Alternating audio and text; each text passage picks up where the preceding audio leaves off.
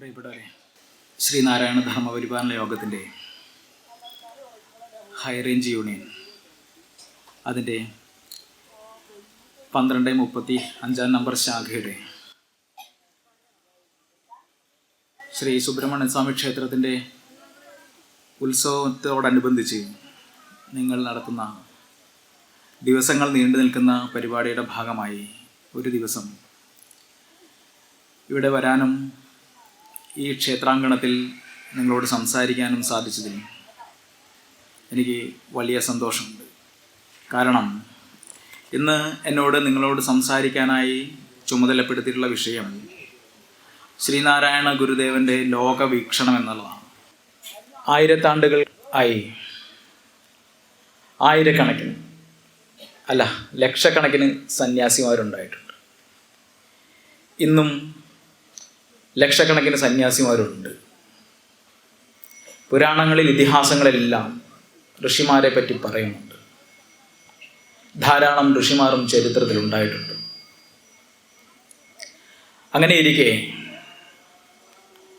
സഹസ്രാബ്ദങ്ങൾ പഴക്കമുള്ള ഈ മഹാരാജ്യത്ത് അതിൻ്റെ ഏറ്റവും അറ്റത്ത് ഒരു സമുദ്രതീരത്തുള്ള ഒരു ചെറിയ ഭൂപ്രദേശമായ കേരളത്തിൽ, ആ കേരളത്തിലെ ഒരു കുഗ്രാമത്തിൽ ജനിച്ച ഒരു വ്യക്തി, ആ വ്യക്തി എങ്ങനെയാണ് ഒരു പ്രദേശത്തെ ഒരു ജനവിഭാഗത്തിൻ്റെ ആകെ ജീവിതത്തെ മാറ്റിമറിച്ചത്? അന്നോളം ഇന്ത്യയിൽ ഉണ്ടായിട്ടുള്ള ആയിരക്കണക്കിന് ഋഷിമാരിൽ നിന്നും ലക്ഷക്കണക്കിന് സന്യാസിമാരിൽ നിന്നും ശ്രീനാരായണ ഗുരു എങ്ങനെയാണ് വ്യത്യാസപ്പെട്ടിരിക്കുന്നത്? നമുക്ക് ശ്രീനാരായണ ഗുരുദേവനെ കുറിച്ച് പല കാഴ്ചകൾ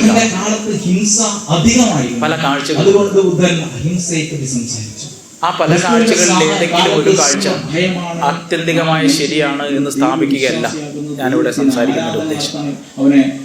മറിച്ച് ലൗകിക ജീവിതമില്ലാത്ത ഈ ലോകസ്വാമികൾ ശ്രീനാരായണ ഗുരുദേവൻ എങ്ങനെയാണ് സമീപിച്ചത് എന്ന് സാധാരണക്കാരായ മനുഷ്യരുടെ ജീവിതാനുഭവങ്ങളെ മുൻനിർത്തി ഇവിടെ പറയുക എന്നുള്ളതാണ്. കാരണം എൻ്റെയും നിങ്ങളുടെയും മുൻ തലമുറയുടെ ജീവിതം, ശ്രീനാരായണ ഗുരുദേവൻ ഇവിടെ ജനിക്കുന്ന സമയത്തുള്ള എൻ്റെയും നിങ്ങളുടെയും മുൻ തലമുറകളുടെ ജീവിതം, ആ ജീവിതമല്ല ശ്രീനാരായണ ഗുരുദേവൻ ഈ ലോകത്തിലെ ജീവിതം അവസാനിപ്പിക്കുമ്പോൾ അവരുടെ ജീവിതം. അതായത് ഈ നാട്ടിലെ അടിസ്ഥാന ജനതയുടെ ജീവിതം ശ്രീനാരായണ ഗുരുവിന് മുമ്പും ശേഷവും എന്ന് വിഭജിക്കാവുന്ന തരത്തിലാണ് നിൽക്കുന്നത്. ഈ കേരളം എന്ന് പറയുന്ന ഈ മണ്ണിൻ്റെ ചരിത്രം എന്നത് ശ്രീനാരായണ ഗുരുവിന് മുമ്പും ശേഷവും എന്ന് വിഭജിക്കാവുന്ന തരത്തിലാണ് നിൽക്കുന്നത്. അത്ര കണ്ട് ഇവിടുത്തെ ജനങ്ങളെ, അവരുടെ ചിന്തകളെ, അവരുടെ ജീവിത സാഹചര്യങ്ങളെ എല്ലാം ബൗദ്ധികമായി സ്വാധീനിച്ച ഒരു വ്യക്തിത്വമായിരുന്നു ശ്രീനാരായണ ഗുരുദേവൻ്റെ.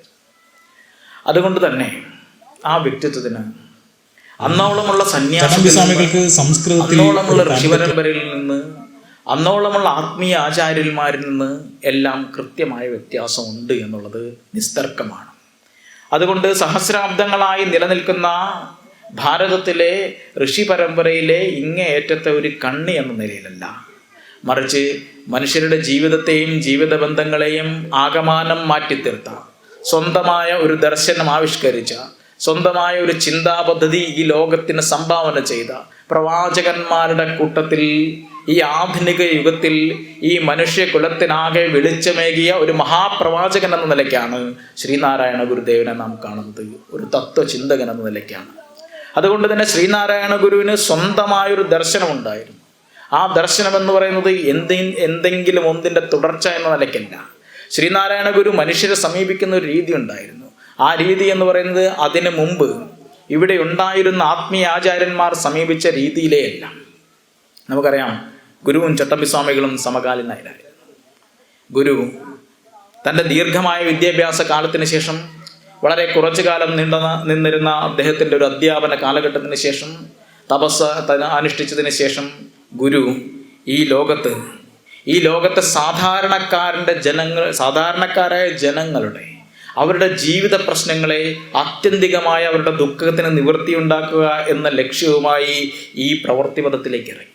നമ്മളുടെ എല്ലാം ഇടയിലേക്ക് ഇറങ്ങി. അഥവാ നമ്മളുടെ എല്ലാം പിതാമഹന്മാരുടെ കൂട്ടത്തിലൊരാളായി അവരുടെ ഇടയിലേക്ക് ഗുരു ഇറങ്ങി വന്നു. മരുത്താമലയിൽ നിന്ന് ഗുരു തപസ്സിറങ്ങി വന്ന് ഈ സാധാരണക്കാരൻ്റെ ഇടയിലൂടെ ഇറങ്ങി നടക്കുന്ന സമയത്ത് നിരവധിയായ ചോദ്യം ഗുരുവിന് നേരിടേണ്ടി വന്നിട്ടുണ്ട്. അതിൽ ഒരു ചോദ്യമാണ് ചട്ടമ്പിസ്വാമി ഗുരുവിനോട് ഉന്നയിച്ച ചോദ്യം. അത് വളരെ പ്രശസ്തമായ ഒരു ചോദ്യമാണ്. ചട്ടമ്പിസ്വാമി ഗുരുവും സതീർത്ഥന്മാരായിരുന്നു. 2 വയസ്സിൻ്റെയാണ് അവർ തമ്മിലുള്ള വ്യത്യാസം.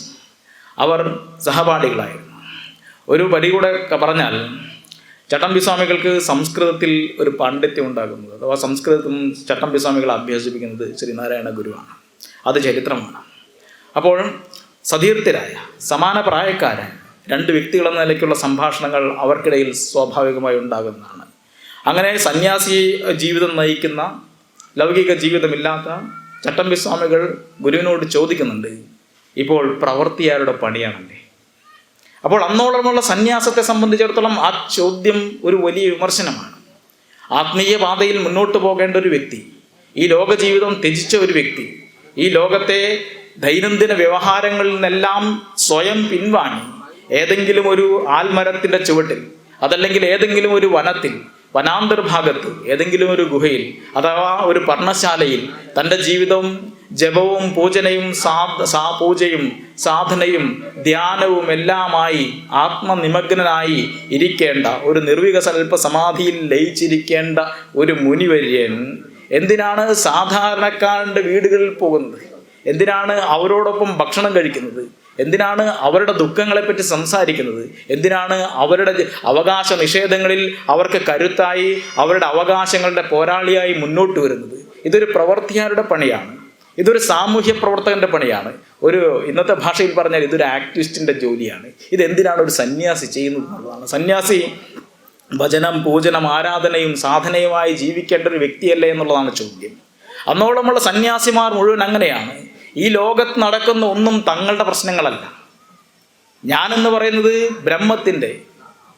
ബ്രഹ്മം തന്നെയാണ് എന്ന് തിരിച്ചറിയുക, ഞാൻ തന്നെയാണ് ആത്മാവെന്ന് തിരിച്ചറിയുക, ഈ ആത്മബോധം ഉണ്ടാകുക എന്നത് മാത്രം ലക്ഷ്യമാക്കി തൻ്റെ ആത്മമുക്തിക്ക് വേണ്ടി, മോക്ഷത്തിന് വേണ്ടി ഈ ലോകത്ത് വളരെ പരിമിതമായ രീതിയിൽ പ്രവൃത്തി ചെയ്ത്, അഥവാ പ്രവൃത്തി ചെയ്യുന്നുണ്ടെങ്കിൽ യാതൊരു സംഘവുമില്ലാതെ പ്രവൃത്തി ചെയ്ത് ഈ ലോകത്തിൽ നിന്ന് മുക്തി നേടി പോകേണ്ടവരായിട്ടാണ് സന്യാസിമാർ സ്വയം കരുതുന്നത്.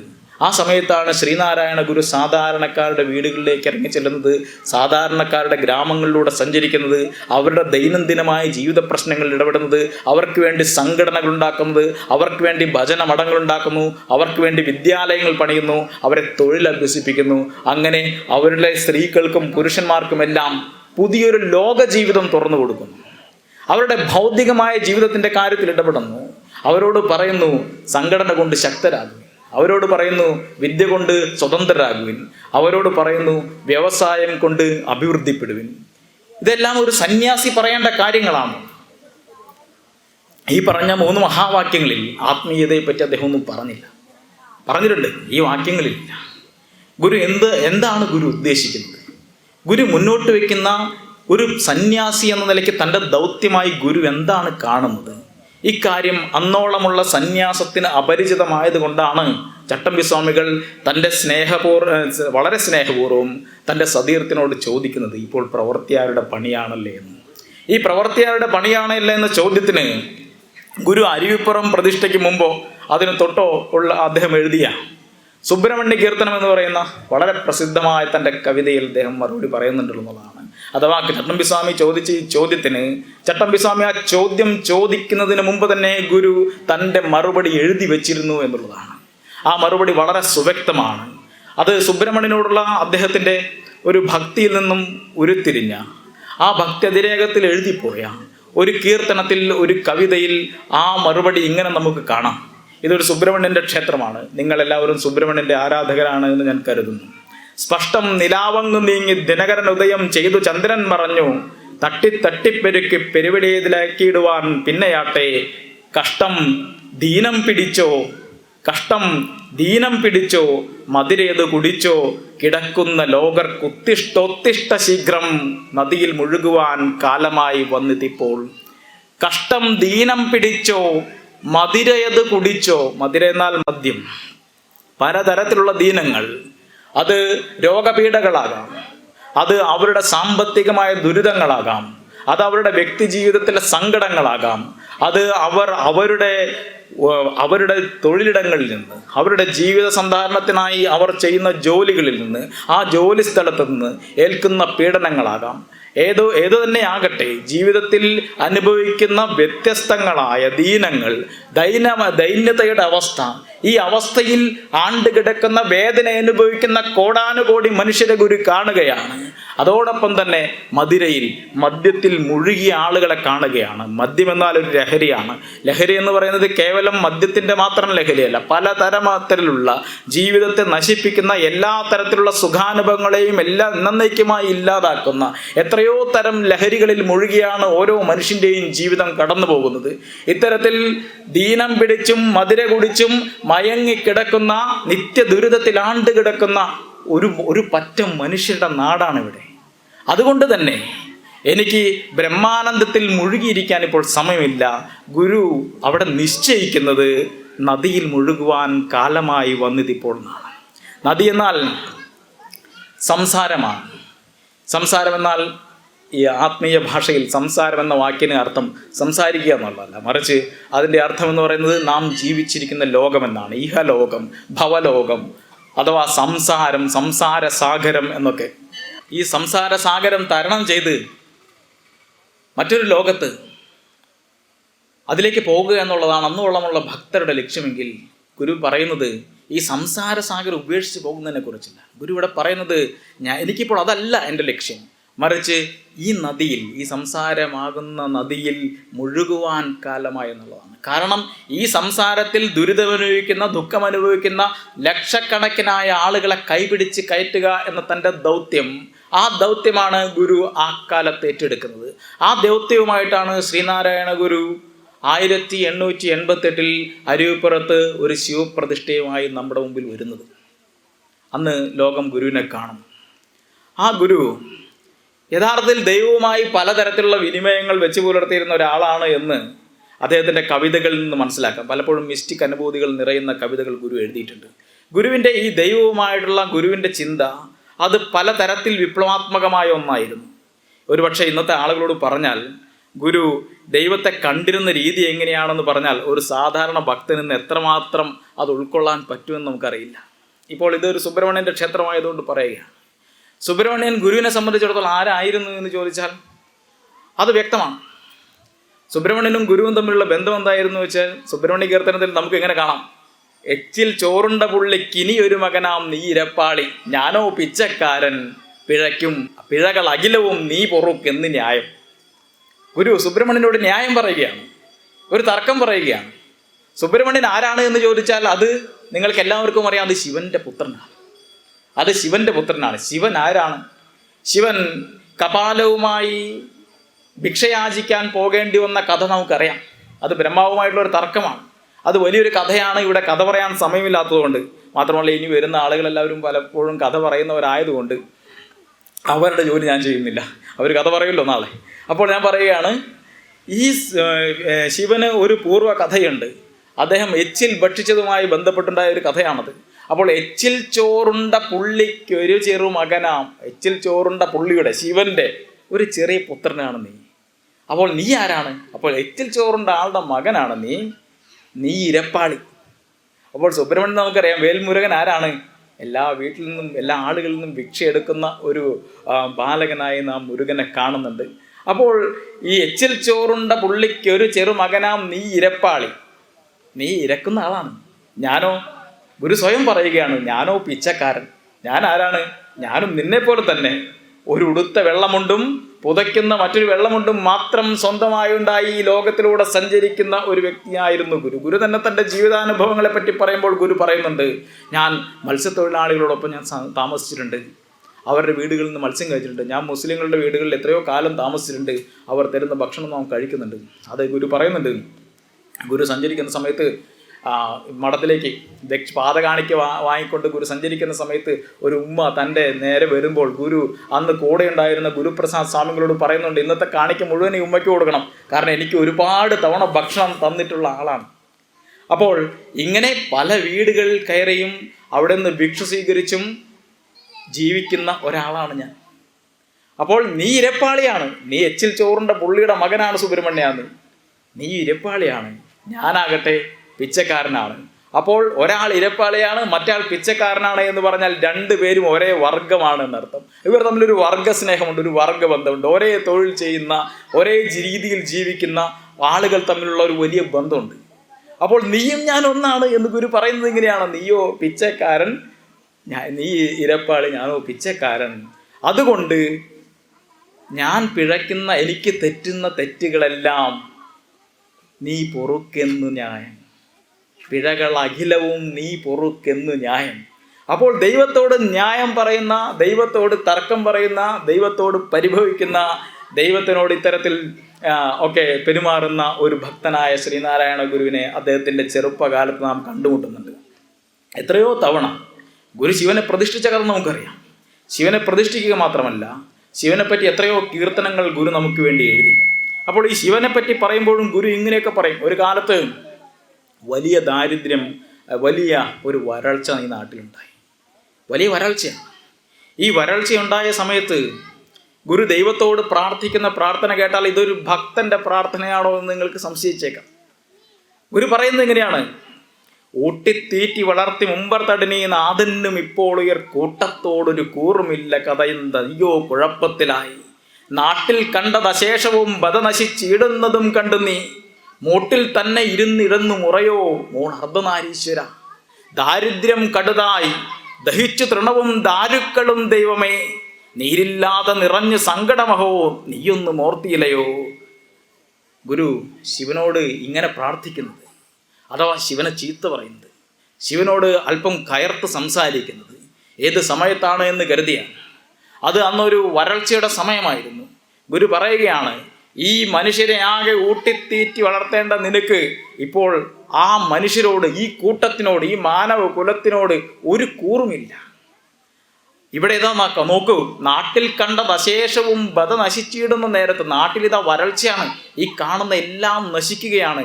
ഈ സമയത്തും നീ ഈശ്വര, അർദ്ധനാരീശ്വര, നീ എന്താണ് ചെയ്യുന്നത്? നീ ആ മരത്തിൻ്റെ മൂട്ടിൽ തന്നെ ഇരിക്കുകയാണ്, വേറെ ഒന്നും ചെയ്യുന്നില്ല. അപ്പോൾ നാട്ടിൽ കണ്ടത് അശേഷവും ബധ നശിച്ചിടുന്നതും കണ്ടു നീ മൂട്ടിൽ തന്നെ ഇരുന്നിടുന്നു, അവിടെ തന്നെ ഇരിക്കുകയാണ്. മുളയോ മൂൾ അർദ്ധനാരീശ്വര, ഇതൊരു മുറയാണോ? ഇത് നീ ചെയ്യേണ്ട കാര്യമാണോ? ഇത് നിന്നെ പോലൊരാൾക്ക് ചേരുന്ന പണിയാണോ എന്നാണ് ചോദിക്കുന്നത്. ദാരിദ്ര്യം കണ്ടതായി, മനുഷ്യർക്ക് ദാരിദ്ര്യമായി, ദഹിച്ചു തൃണവും പുല്ലുകൾ പോലും കരിഞ്ഞു പോയിരിക്കുന്നു, ദാരുക്കളും ദൈവമേ മരവും കരിഞ്ഞു പോവുകയാണ്, നീരില്ലാതെ നിറഞ്ഞ് സങ്കടമഹോ നീയൊന്നും ഓർത്തിയില്ലയോ. ഇവിടെ ഇതാ വെള്ളം കിട്ടാതെ മനുഷ്യർ പാടുപെടുകയാണ്, നീ ഇതൊന്നും കാണുന്നില്ലേ? ആരുള്ളിത്ര കൃപാമൃതം ചൊരിയുവാൻ എന്നോർത്തിരുന്നോരിലി, ക്രൂരത്തീയിടുവാൻ തുനിഞ്ഞു തഴകോ കൂർ അർദ്ധനാരീശ്വര. ശിവനോട് പറയുകയാണ്, ഈ ലോകത്തെ ഏറ്റവും കൃപാലുവായ ആൾ നീയാണെന്ന് വിശ്വസിച്ചു നിന്റെ കൃപാമൃതം ചൊരിയുന്ന മനുഷ്യന്മാരുടെ മുകളിലേക്ക് നീ ഇട്ടതെന്താണ്? ക്രൂരമായ തീയാണ്. ഇതാ നീ ആ മനുഷ്യരുടെ ഇടയിൽ തീയിട്ടിരിക്കുകയാണ്, അവർക്ക് വലിയ ഇത്തരത്തിലുള്ള വരൾച്ച കൊടുത്തിരിക്കുകയാണ്. ഇങ്ങനെ ചെയ്തത് അഴകാണോ? ഇങ്ങനെ ചെയ്തത് ഭംഗിയുള്ളൊരു പ്രവൃത്തിയാണോ എന്നാണ് ഗുരു ചോദിക്കുന്നത്. ഇത് എങ്ങനെയാണ് ന്യായീകരിക്കുക എന്നാണ് ഗുരു ചോദിക്കുന്നത്. അപ്പോൾ ദൈവം എന്ന് പറയുന്ന സങ്കല്പത്തെ ഗുരു കാണുന്ന രീതി എന്ന് പറയുന്നത് അന്നോളമുള്ള ദൈവവിചാരങ്ങളിൽ നിന്നും നമുക്കറിയാം. ദൈവത്തെ പറ്റിയുള്ള മനുഷ്യന്റെ സങ്കല്പം തന്നെ യഥാർത്ഥത്തിൽ ഉരുത്തിരിഞ്ഞു വരുന്നത് ഒരു ഭയത്തിൽ നിന്നാണ്. മനുഷ്യൻ കാട്ടിൽ ജീവിച്ചിരുന്ന കാലത്ത്, മനുഷ്യർ ഈ പ്രകൃതിയോട് ഇണങ്ങി ജീവിച്ചിരുന്ന ഒരു കാലത്ത്, മനുഷ്യരിൽ ഒരു നാഗരികത മുളപൊട്ടുന്നതിന് മുമ്പുള്ളൊരു കാലത്ത്, നമ്മളെല്ലാവരും കാനനവാസികളായിരുന്ന കാലത്ത് മനുഷ്യരെ സംബന്ധിച്ചിടത്തോളം മനുഷ്യർക്ക് മഴയെ പേടിയായിരുന്നു, മനുഷ്യർക്ക് കഠിനമായ വെയിലിനെ പേടിയായിരുന്നു, മനുഷ്യരെ സംബന്ധിച്ചിടത്തോളം രാത്രിയെ പേടിയായിരുന്നു, മനുഷ്യരെ സംബന്ധിച്ചിടത്തോളം വായുവിനെ പേടിയായിരുന്നു, മനുഷ്യരെ സംബന്ധിച്ചിടത്തോളം അഗ്നിയെ പേടിയായിരുന്നു, മനുഷ്യർക്ക് ഈ പ്രപഞ്ചത്തിലുള്ള ശക്തിമത്തായ സകലതിനോടും പേടിയായിരുന്നു.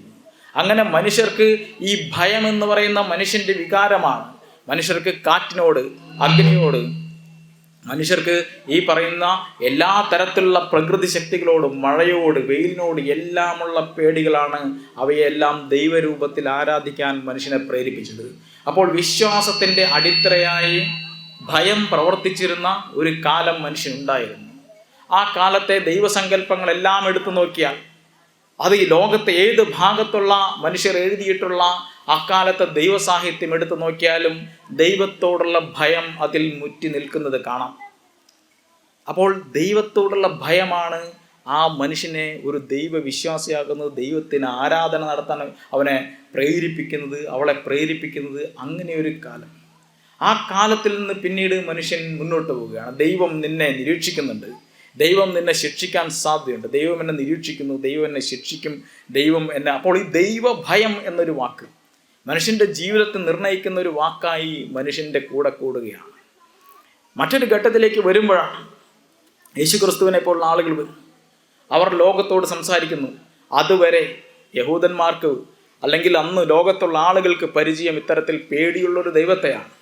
ക്രിസ്തുമതക്കാർ ഇവിടെ വരുന്ന സമയത്ത് യേശു ജനങ്ങളോട് സംസാരിച്ച് കൊടുക്കുന്ന സമയത്ത് ആ യേശുവിൻ്റെ സംസാരം തുടങ്ങുമ്പോഴാണ് മനുഷ്യർ ആദ്യമായി തിരിച്ചറിയുന്നത് ദൈവം നമ്മൾ ഭയപ്പെടുന്ന ദൈവം, നമ്മളെ ഭയപ്പെടുത്തുന്ന ദൈവം, നമ്മളെ പേടിപ്പിക്കുന്ന ദൈവം, നമ്മൾ പേടിക്കുന്ന ദൈവം, നമ്മളെ നിഗ്രഹിക്കാനും അനുഗ്രഹിക്കാനും ശേഷിയുള്ള ആ ദൈവം, അതിന് പകരം സ്നേഹമാണ് ദൈവം എന്ന് മനസ്സിലാക്കുന്നത്. ദൈവം നിന്നെ സ്നേഹിക്കുന്നു എന്ന് ക്രിസ്തു നമ്മളോട് പറഞ്ഞു. ദൈവം നിന്നെ സ്നേഹിക്കുന്നു. അതുവരെ ദൈവത്തോട് ഭയമാണ്. ഇപ്പോൾ ഇതിലൂടെ നടന്നു പോയാൽ ഈ ദൈവം എന്നോട് കോപിക്കുമോ എന്ന് ഭയമാണ്. ഇന്ന് ഞാൻ കുളിച്ചിട്ടില്ല, കുളിക്കാത്ത സമയത്താണ് പോയത്, ദൈവം എന്നെ അപായപ്പെടുത്തുമോ എന്ന് ഭയക്കുകയാണ്. അങ്ങനെ വരുമ്പോഴാണ് അങ്ങനെയല്ല, ഈ ദൈവം നിന്നെ സ്നേഹിക്കുന്ന ഒരു ദൈവമാണ്, ഈ ദൈവം നിന്നെ ഒന്നും ചെയ്യില്ല എന്ന് പറയുന്നത്. ഈ സമീപനം ഒരു പുതിയ സമീപനമായിരുന്നു. ഇത് മനുഷ്യർക്ക്, കുറച്ചുകൂടെ ലോകബോധമുള്ള മനുഷ്യർക്ക്, കുറച്ചുകൂടെ സ്നേഹാനുഭൂതിയിൽ വിശ്വസിക്കുന്ന മനുഷ്യർക്ക് ഇത് സ്വീകാര്യമായിരുന്നു. അതുകൊണ്ട് തന്നെ ക്രിസ്തുമതം ലോകം മുഴുവൻ വളർന്ന സാഹചര്യമുണ്ടായി. മറ്റൊരു സാഹചര്യത്തിൽ സാഹോദര്യത്തെക്കുറിച്ച് മുഹമ്മദ് നബിയെപ്പോലുള്ളവർ സംസാരിച്ചു. കാരണം ആ കാലത്ത് അവരുടെ നാട്ടിൽ സാഹോദര്യത്തിൻ്റെ ആവശ്യകതയുണ്ടായിരുന്നു. അതുകൊണ്ട് തന്നെ നബി സാഹോദര്യത്തെപ്പറ്റി സംസാരിച്ചിരുന്നു. ദൈവം സഹോദര തുല്യം നമ്മളോട് ഇടപെടുന്ന ഒന്നാണ് എന്ന്. ദൈവത്തെ സംബന്ധിച്ചിടത്തോളം ദൈവത്തിൻ്റെ സൃഷ്ടികളായ നമ്മളെല്ലാവരും സഹോദരന്മാരാണ് എന്ന് ആ സമയത്ത് മനുഷ്യർ തിരിച്ചറിഞ്ഞു. സ്വാഭാവികമായും അവരിൽ സാഹോദര്യം എന്നൊരു മൂല്യത്തിൻ്റെ ഒരു വളർച്ചയുണ്ടായി. അത് അവരെ പല നിലകളിൽ പരസ്പരം ശക്തിപ്പെടുത്തി. അവർക്കതൊരു വലിയ ഫലമായി മാറി. ഈ നാട്ടിൽ ഹിംസ കലശായൊരു കാലത്ത്, ഹിംസാത്മകമായി മാത്രം ഈ നാട് മുന്നോട്ട് പോയിരുന്ന കാലത്ത്, മനുഷ്യർ ഗോത്രങ്ങളായി തിരിഞ്ഞ് അങ്ങോട്ടും ഇങ്ങോട്ടും യുദ്ധം ചെയ്ത കാലത്ത്, ആ യുദ്ധത്തിൽ ആയിരക്കണക്കിന് ആളുകൾ മരിച്ചു വീണുകൊണ്ടിരിക്കുന്ന ഒരു സമയത്ത്, പ്രത്യേകിച്ച് ഇന്ത്യ എന്ന് പറയുന്ന രാജ്യം ചെറിയ ചെറിയ നാട്ടുരാജ്യങ്ങളായി വിഭജിച്ചു നിൽക്കുകയും പരസ്പരം അങ്ങോട്ടും ഇങ്ങോട്ടും കലയിക്കുകയും യുദ്ധം ചെയ്യുകയും മരിക്കുകയും ചെയ്യുന്നു.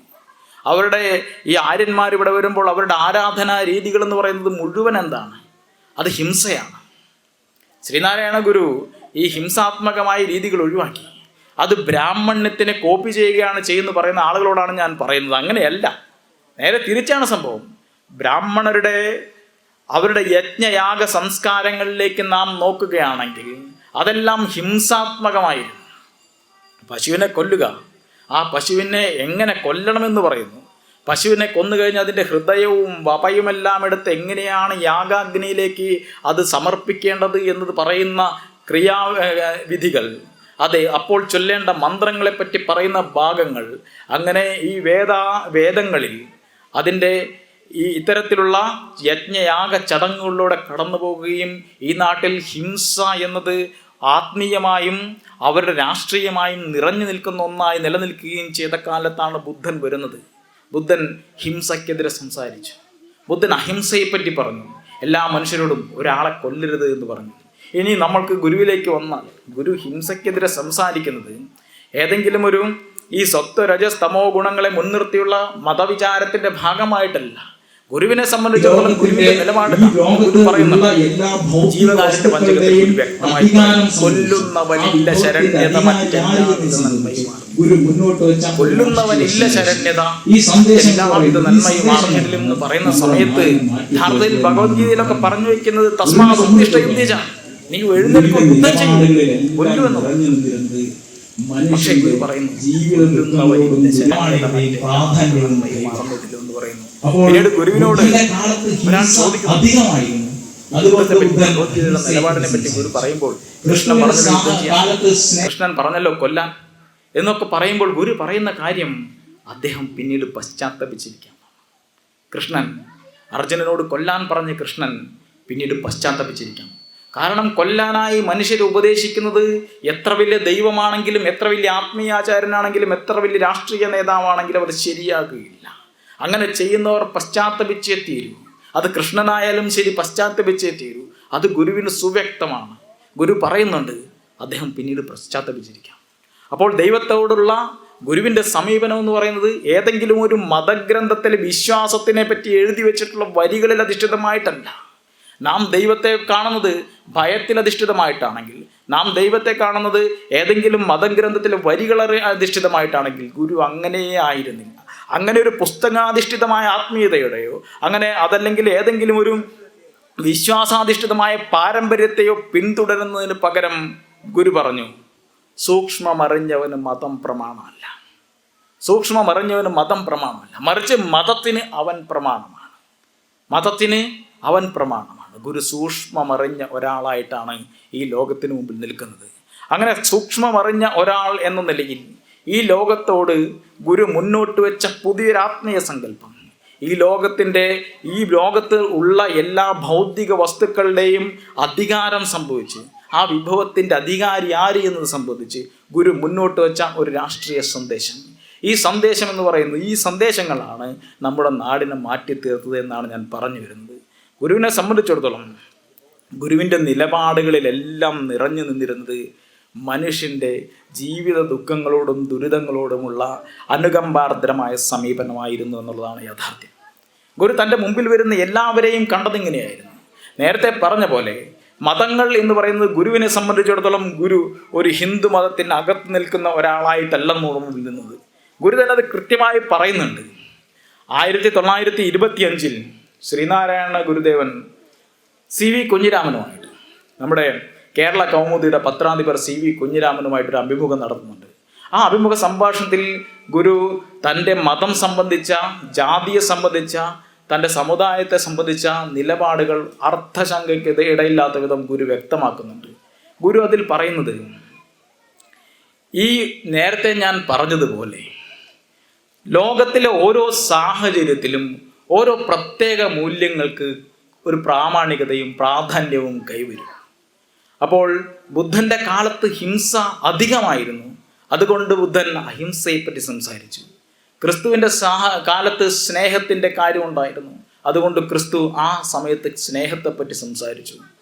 നബിയുടെ കാലത്ത് അവിടെ അറേബ്യയിൽ സാഹോദര്യം ആവശ്യമായിരിക്കാം, അതുകൊണ്ട് സാഹോദര്യത്തെപ്പറ്റി നബി സംസാരിച്ചു.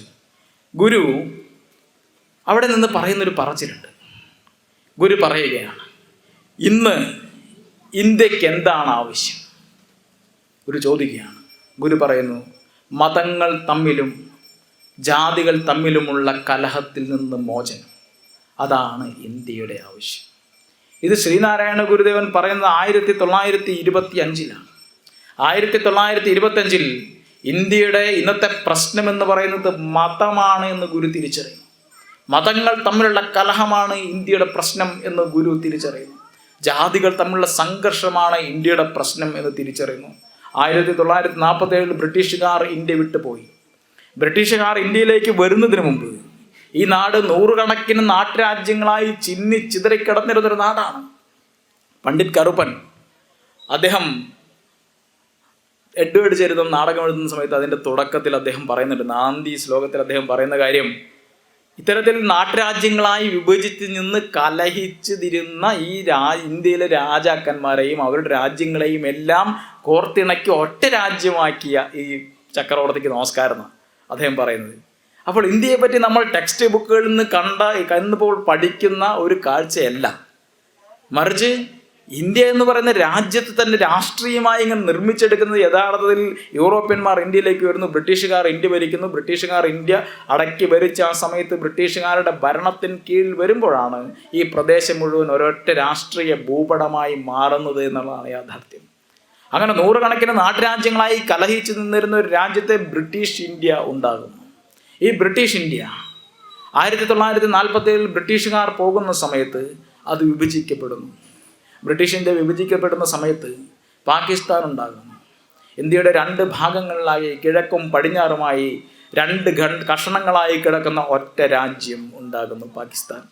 ഒരു രാജ്യമാണ്, ഭൂമിശാസ്ത്രപരമായി 2 സ്ഥലത്താണ് കിടക്കുന്നത്. ഒരു രാജ്യമാണ്, സാംസ്കാരികമായതിൽ വളരെ വളരെ വ്യത്യാസമാണ്. ഒരു രാജ്യത്ത് ബംഗ്ലാദേശ് എന്ന് നമ്മളിന്ന് പറയുന്ന രാജ്യം, അത് ബംഗ്ലാ ഭാഷ സംസാരിക്കുന്നവരുടെ നാടാണ്. അപ്പുറത്ത് പഞ്ചാബുണ്ട്. നിരവധിയായ പ്രശ്നങ്ങളുണ്ട്. അവരുടെ ഇപ്പോഴും നടക്കുന്ന ആഭ്യന്തര പ്രശ്നങ്ങൾ, ബലൂജുമായൊക്കെ ബന്ധപ്പെട്ട് നടക്കുന്ന രാഷ്ട്രീയ പ്രശ്നങ്ങൾ നമുക്കറിയാം. ഞാനതിലേക്ക് പോകുന്നില്ല. അപ്പോൾ ഈ രാജ്യത്തിൻ്റെ വിഭജനവുമായി ബന്ധപ്പെട്ടുണ്ടായ രക്തച്ചൊരിച്ചിലുകൾ, ലക്ഷോപലക്ഷം ആളുകളുടെ ജീവിത നഷ്ടപ്പെടലുകളെല്ലാം 47 നമ്മൾ കാണുന്നുണ്ട്. അതിനു മുമ്പ് ഇന്ത്യയിൽ നടന്ന എത്രയോ വർഗീയ കലാപങ്ങൾ നാം കാണുന്നുണ്ട്. അപ്പോൾ മതങ്ങൾ തമ്മിലുള്ള സംഘർഷം ഈ ഭൂഖണ്ഡത്തെ എത്രമാത്രം ഈ ഒരു രാഷ്ട്രീയ പ്രദേശത്തെ എത്രമാത്രം സംഘർഷഭരിതമാക്കുമെന്നും ഈ നാട്ടിലുള്ള മനുഷ്യരുടെ ജീവിതം എത്രമാത്രം ദുരിതമയമാക്കുമെന്നും ഗുരു 1925 തന്നെ ഈ CV കുഞ്ഞിരാമനോട് പറയുന്നുണ്ട്. ഇന്ന് നാം സംസാരിക്കുമ്പോൾ മണിപ്പൂരിൽ എത്രയോ ലക്ഷം ആളുകൾ അവരുടെ വീടും അവരുടെ സമ്പാദ്യവും എല്ലാം നഷ്ടപ്പെട്ട് കരയുന്നു. അവിടെയും മതം ഒരു പ്രശ്നമായി പ്രവർത്തിക്കുകയാണ്. ഗാസയിൽ ഇസ്രായേലും തമ്മിലുള്ള യുദ്ധം നടക്കുന്ന സമയത്ത് അവിടെയും ആളുകൾ കഷ്ടപ്പെട്ട് കരയുകയാണ്.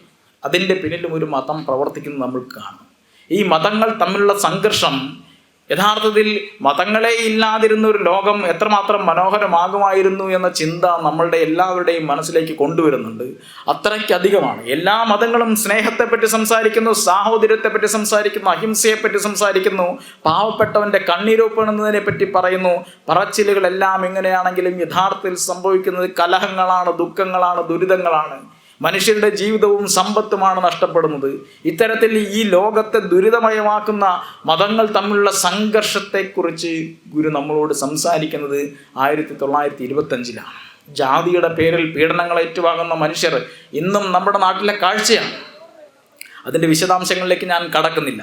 കാരണം ഇവിടെ ജീവിക്കുന്ന എൻ്റെ മുമ്പിലിരിക്കുന്ന പലവരും ഈ സമയത്തും ഈ കാലത്തും തൻ്റെ ജനിച്ചു വീണ ജാതിയുടെ പേരിൽ ഒരിക്കലെങ്കിലും ഇപ്പോൾ പരോക്ഷമായോ പ്രത്യക്ഷമായോ അവഹേളനങ്ങൾ ഏറ്റുവാങ്ങിയിട്ടുള്ളവരാണ്. അതുകൊണ്ട് തന്നെ ആ വിഷയത്തിലേക്ക് ഈ ഒരു സമയത്ത് ഉദാഹരണ സഹിതം പോകണമെന്ന് ഞാൻ കരുതുന്നേയില്ല. അപ്പോൾ ജാതികളും മതങ്ങളും തമ്മിലുള്ള സംഘർഷം എങ്ങനെ ഒഴിവാക്കാമെന്നതിനെ പറ്റി പറയുമ്പോഴാണ് ഗുരു എല്ലാ മതങ്ങളുടെയും സാരം ഒന്ന് തന്നെയാണ് എന്ന ഒരു തത്വം അവതരിപ്പിക്കുന്നത്. ഗുരു പറയുന്നു, ഹിന്ദുമതം എന്നൊരു മതമേ ഇല്ലല്ലോ. ഹിന്ദുമതം എന്നൊരു മതമേ ഇല്ലല്ലോ. യഥാർത്ഥത്തിൽ എന്താണ് ഹിന്ദുമതം എന്ന് ചോദിച്ചാൽ അദ്വൈതം, ദ്വൈതം, വിശിഷ്ടാദ്വൈതം, പുരാണങ്ങൾ പറ്റി പറയുന്ന പുരാണങ്ങൾ വിശ്വസിക്കുന്ന പുരാണത്തിൻ്റെ ഒരു മതം, ശൈവന്മാർ, വൈഷ്ണവന്മാർ, ശാക്തേയന്മാർ, അങ്ങനെയുള്ള നിരവധിയായ ആളുകൾ, യജ്ഞയാഗം ചെയ്യുന്ന യജ്ഞയാഗ സംസ്കാരത്തിലുള്ള ബ്രാഹ്മണരുടെ മതം, ഇങ്ങനെ എത്രയോ തരത്തിലുള്ള പരസ്പര വിരുദ്ധങ്ങളായ, ഒരിക്കലും ചേരാത്ത പരസ്പര വിരുദ്ധങ്ങളായ എത്രയോ തത്വങ്ങളെ ഒരുമിച്ചാണ് ഒരു പൊതുപേരിൽ ഹിന്ദു മതം എന്ന് നിങ്ങൾ പറയുന്നത്. അദ്വൈതികളെ സംബന്ധിച്ചിടത്തോളം, ശങ്കരാചാര്യരുടെ അദ്വൈതത്തിൽ വിശ്വസിക്കുന്ന ആളുകളെ സംബന്ധിച്ചിടത്തോളം ബ്രഹ്മ സത്യം ജഗത് മിഥ്യ, ജീവോ ബ്രഹ്മൈവ നാപര, ബ്രഹ്മമാണ് സത്യം, ഈ ജഗത്ത് മിഥ്യയാണ്. ജീവനും ബ്രഹ്മവും ഒന്നാണ്.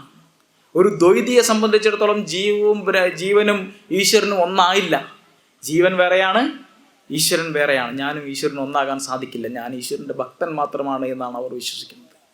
അപ്പോൾ നമുക്കറിയാം, ഈ കമലഹാസൻ്റെ സിനിമയെ കണ്ടിട്ടുള്ള ആളുകൾക്കറിയാം, ഈ ശൈവന്മാരും വൈഷ്ണവന്മാരും തമ്മിലുള്ള സംഘർഷങ്ങൾ, അതിൽ നടക്കുന്ന കൊലപാതകങ്ങൾ, കൊലകളെല്ലാം നമ്മൾ കണ്ടിട്ടുണ്ടായിരിക്കും.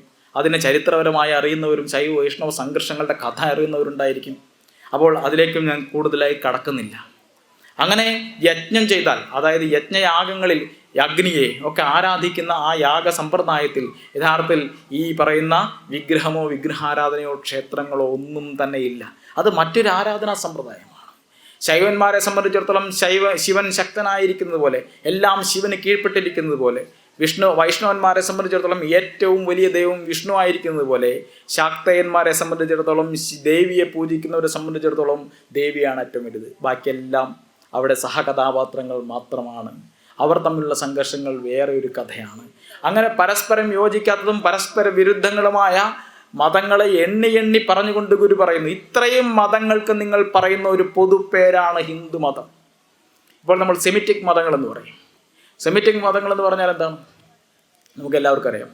Professor doctor Mohan Gopal sir എപ്പോഴും പറയാറുണ്ട്, സെമിറ്റിക് മതം എന്ന് പറയുന്ന ഒരു റിലീജിയൻ ഇല്ല, മറിച്ച് ക്രിസ്ത്യാനിറ്റിയെയും ഈ പറയുന്ന ഇസ്ലാമിനെയൊക്കെ നമ്മൾ സെമിറ്റിക് മതം എന്ന് പറയുന്നു. അതുപോലെയാണ് ഹിന്ദു മതം എന്ന് പറയുന്നത്.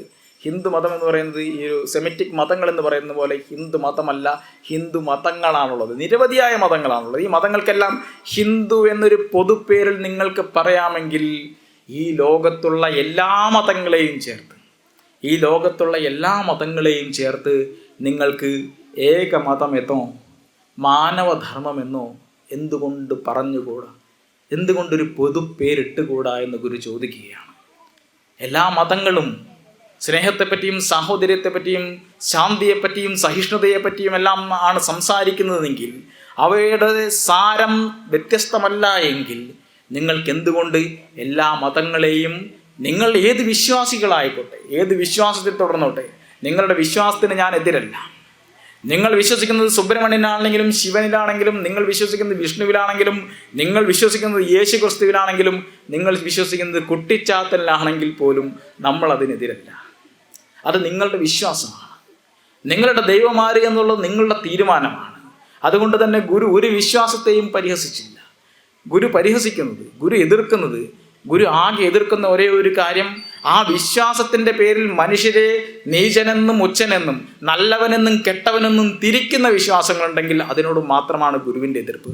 കുട്ടിച്ചാത്തന്നെ എൻ്റെ ഉപദ്രവം സഹിക്കാൻ പറ്റുന്നില്ല, ഗുരു വന്നതൊന്നും അവസാനിപ്പിച്ച് തരണമെന്ന് പറഞ്ഞ് ഗുരുവിനെ സമീപിച്ച ആൾക്ക് ഗുരു കുട്ടിച്ചാത്തനില്ല, അതൊരു അന്ധവിശ്വാസമാണ് എന്ന് ഗുരു അയാളോട് പറഞ്ഞില്ല. കുട്ടിച്ചാത്തലിൽ വിശ്വസിക്കുന്നവനെ സംബന്ധിച്ചിടത്തോളം ആ വിശ്വാസം വലുതായിരിക്കാം. ഗുരു പറയുന്നത്, നാം പറഞ്ഞാൽ കുട്ടിച്ചാത്തൻ കേൾക്കുമോ? ഇതാണ് ചോദ്യം. ആ ഭക്തൻ്റെ, ആ വന്ന ആളുടെ മനോനിലവാരത്തിനെ ഒരു നിലയ്ക്കും വ്രണപ്പെടുത്താത്ത രീതിയിലാണ് ഗുരുവിൻ്റെ സംസാരം. നാം പറഞ്ഞാൽ കുട്ടിച്ചാത്തൻ കേൾക്കുമോ? അപ്പോൾ ഇദ്ദേഹം പറഞ്ഞു, കേൾക്കും സ്വാമി, ഉറപ്പായും കേൾക്കും. എങ്കിൽ നാം ഒരു കത്ത് തരാം. അങ്ങനെയാണ് പ്രിയപ്പെട്ട കുട്ടിച്ചാത്തന് ഈ കത്തുമായി വരുന്ന ആളെ മേലാൽ യാതൊരു ഉപദ്രവവും ചെയ്തു പോകരുത് എന്ന് നാരായണ ഗുരു ഒപ്പിട്ട് കത്ത് കൊടുക്കുകയും അയാളുടെ കുട്ടിച്ചാത്തനുടെ ദ്രോഹം അതോടെ മാറിയെന്ന് ആ പാവം വിശ്വസിക്കുകയും ചെയ്യുന്നു. ഗുരു പറയുന്നത് പാവം അവൻ്റെ വിശ്വാസം എന്നാണ്. ഗുരു ആ വിശ്വാസത്തിനെതിരല്ല, ഒരു വിശ്വാസത്തിനും എതിരല്ല. അതുകൊണ്ട് തന്നെ ഗുരുവിൻ്റെ ഈ മാനവധർമ്മത്തിൽ വിശ്വസിക്കുന്ന, ശ്രീനാരായണ ഗുരു മുന്നോട്ട് വെച്ച എല്ലാ മതങ്ങളുടെയും സാരം ഒന്നാണ് എന്ന മാനവധർമ്മത്തിൽ വിശ്വസിക്കുന്ന നമുക്കാർക്കും തന്നെ ഏതെങ്കിലും ഒരു മതം ശ്രേഷ്ഠ മതമാണ് എന്നും ഏതെങ്കിലും ഒരു മതം മോശം മതമാണ് എന്നും വിശ്വസിക്കുക സാധ്യമല്ല. അതുപോലെ തന്നെയാണ് ജാതിയുടെ അവസ്ഥ. ജാതി എന്ന് പറഞ്ഞാൽ എന്താണ്? നിങ്ങൾ ഏത് ജാതിക്കാരാണ്? കാരണം ഇങ്ങനെ ചോദിക്കരുത്. കാരണം ആശാൻ പറയുന്നുണ്ട്, ജാതി ചോദിക്കുന്നില്ല ഞാൻ സോദരി, ചോദിക്കുന്നു നീർ നാവ് വരണ്ട. ഒരു ഭിക്ഷു വരികയാണ്. ഭിക്ഷു വരുന്ന സമയത്ത് ഭിക്ഷു കാണുന്നത് ഒരു ബാലിക ഒരു കിണറ്റിൻ്റെ കരയിൽ നിന്ന് വെള്ളം കോരുന്നു. ഭിക്ഷുവിനാണെങ്കിൽ ദാഹിച്ചിട്ട് വയ്യ. അദ്ദേഹം വന്ന് പറയുന്നു, എനിക്ക് കുറച്ച് വെള്ളം കുടിക്കണം, കുറച്ച് വെള്ളം തരുമോ എന്നാണ് ചോദ്യം. അപ്പോൾ ഈ ബാലിക പറയുകയാണ്, അങ്ങേപ്പോലൊരു ശ്രേഷ്ഠനായ വ്യക്തി ഇങ്ങനെ നാവ് വരണ്ടപ്പോൾ, ഇദ്ദേഹം ഇങ്ങനെ ദാഹം വന്നപ്പോൾ ആകെ ഈ ജാതിയൊക്കെ മറന്ന് എന്നെ പോലൊരു ചണ്ടാലിയുടെ അടുത്ത് നിന്ന് വെള്ളം ചോദിക്കാൻ പാടുണ്ടോ എന്നുള്ളതാണ് ഈ കുട്ടി ചിന്തിക്കുന്നത്. അങ്ങനെ ചോദിക്കാൻ പാടില്ല, ചോദിച്ചാലും കൊടുക്കാൻ പാടില്ല. കാരണം ജാതിയിൽ താഴ്ന്നവരുടെ കയ്യിൽ നിന്നും ഉയർന്ന ജാതിയിൽപ്പെട്ടവർ വെള്ളം പോലും കുടിക്കില്ല. അവർ തൊടാനോ അടുത്ത് ചെല്ലാനോ പാടില്ലാത്തവരാണ്. കാരണം ഒരു വിഭാഗം ആളുകൾ ഈ സൃഷ്ടികർത്താവ് സൃഷ്ടിച്ചപ്പോൾ തന്നെ നീചന്മാരായി ജനിച്ചവരാണ്. ഒരു വിഭാഗം ആളുകൾ അവരെ സൃഷ്ടികർത്താവ് സൃഷ്ടിച്ചപ്പോൾ തന്നെ ശ്രേഷ്ഠന്മാരായി ജനിച്ചവരാണ്. ഈ ജന്മം തന്നെ ഉച്ചനീചത്വത്തിൽ അധിഷ്ഠിതമാണ് എന്ന വിശ്വാസത്തിൻ്റെ പേരാണ് ജാതീയത, ജാതി വ്യവസ്ഥ. ആ വ്യവസ്ഥ എവിടെ നിന്നുണ്ടായി? ഗുരു പറയുന്നുണ്ട്, ഒരു പട്ടി മറ്റൊരു പട്ടിയെ കണ്ട വാലാട്ട് ഇല്ലേ? എന്താ കാരണം? അതിന് സ്വന്തം ജാതി തിരിച്ചറിയാം. ഇതെന്നെ പോലെ തന്നെ മറ്റൊരു നായാണെന്ന് തിരിച്ചറിയാം. അത് വാലാട്ടുന്നു. അവർ സ്നേഹം പ്രകടിപ്പിക്കുന്നു, അവർ പരസ്പരം ഉള്ള അവരുടെ ബന്ധം പ്രകടിപ്പിക്കുന്നു, അവർ തിരിച്ചറിയുന്നു. അപ്പോഴാണ് ഒരു മനുഷ്യൻ മറ്റൊരു മനുഷ്യനെ കണ്ടാൽ എങ്ങനെയാണ്? ഇതും എന്നെ പോലൊരു മനുഷ്യനാണെന്ന് തിരിച്ചറിയുകയല്ല അന്ന് ചെയ്യുന്നത്. അന്ന് ഒരു മനുഷ്യൻ മറ്റൊരു മനുഷ്യനെ കണ്ടാൽ ആ മനുഷ്യൻ ജാതിയിൽ താഴ്ന്നവനാണെങ്കിൽ അവനെ ഓടിച്ചു വിടുന്നു. ഒരു മനുഷ്യൻ മറ്റൊരു മനുഷ്യനെ കാണുമ്പോൾ ആ മനുഷ്യൻ ജാതിയിൽ ഉയർന്നവനാണെങ്കിൽ ആ വ്യക്തി വരുന്നത് കാണുമ്പോൾ തന്നെ ഓടി മാറുന്നു. പട്ടിയെ പോലെ സ്നേഹം പ്രകടിപ്പിക്കുകയല്ല ചെയ്യുന്നത്. ശ്രീനാരായണ ഗുരുദേവൻ തന്നെ ഒരു ട്രെയിനിൽ പോകുന്ന സമയത്ത് ഒരാൾ ചോദിക്കുന്നുണ്ട്, അങ്ങ് അയാളുടെ പേരെന്താണ്? നാരായണൻ. അപ്പോൾ ജാതി ഏതാണ്? കണ്ടിട്ട് മനസ്സിലായില്ലേ? ഇല്ല. കണ്ടിട്ട് മനസ്സിലാവാത്ത ജാതി എങ്ങനെ പറഞ്ഞാൽ മനസ്സിലാവും? അപ്പോൾ ഒരേ കാഴ്ചയാണ്. എല്ലാ മനുഷ്യരും ആകാരത്തിൽ ഒരുപോലെ ഇരിക്കുന്നു. എല്ലാവരും ജനിച്ചത് ഒരേ രീതിയിലാണ്.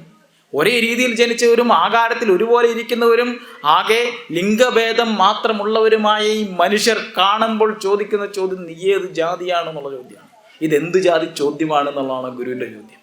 ഇതൊരു ജാതി ചോദ്യമാണ്. ഈ ജാതി ചോദ്യങ്ങൾ ചോദിക്കാൻ പാടുള്ളതല്ല എന്നാണ് ഗുരു പറയുന്നത്. കാരണം ഇത്തരത്തിലുള്ള ചിന്ത നമ്മളിൽ എങ്ങനെ വന്നു?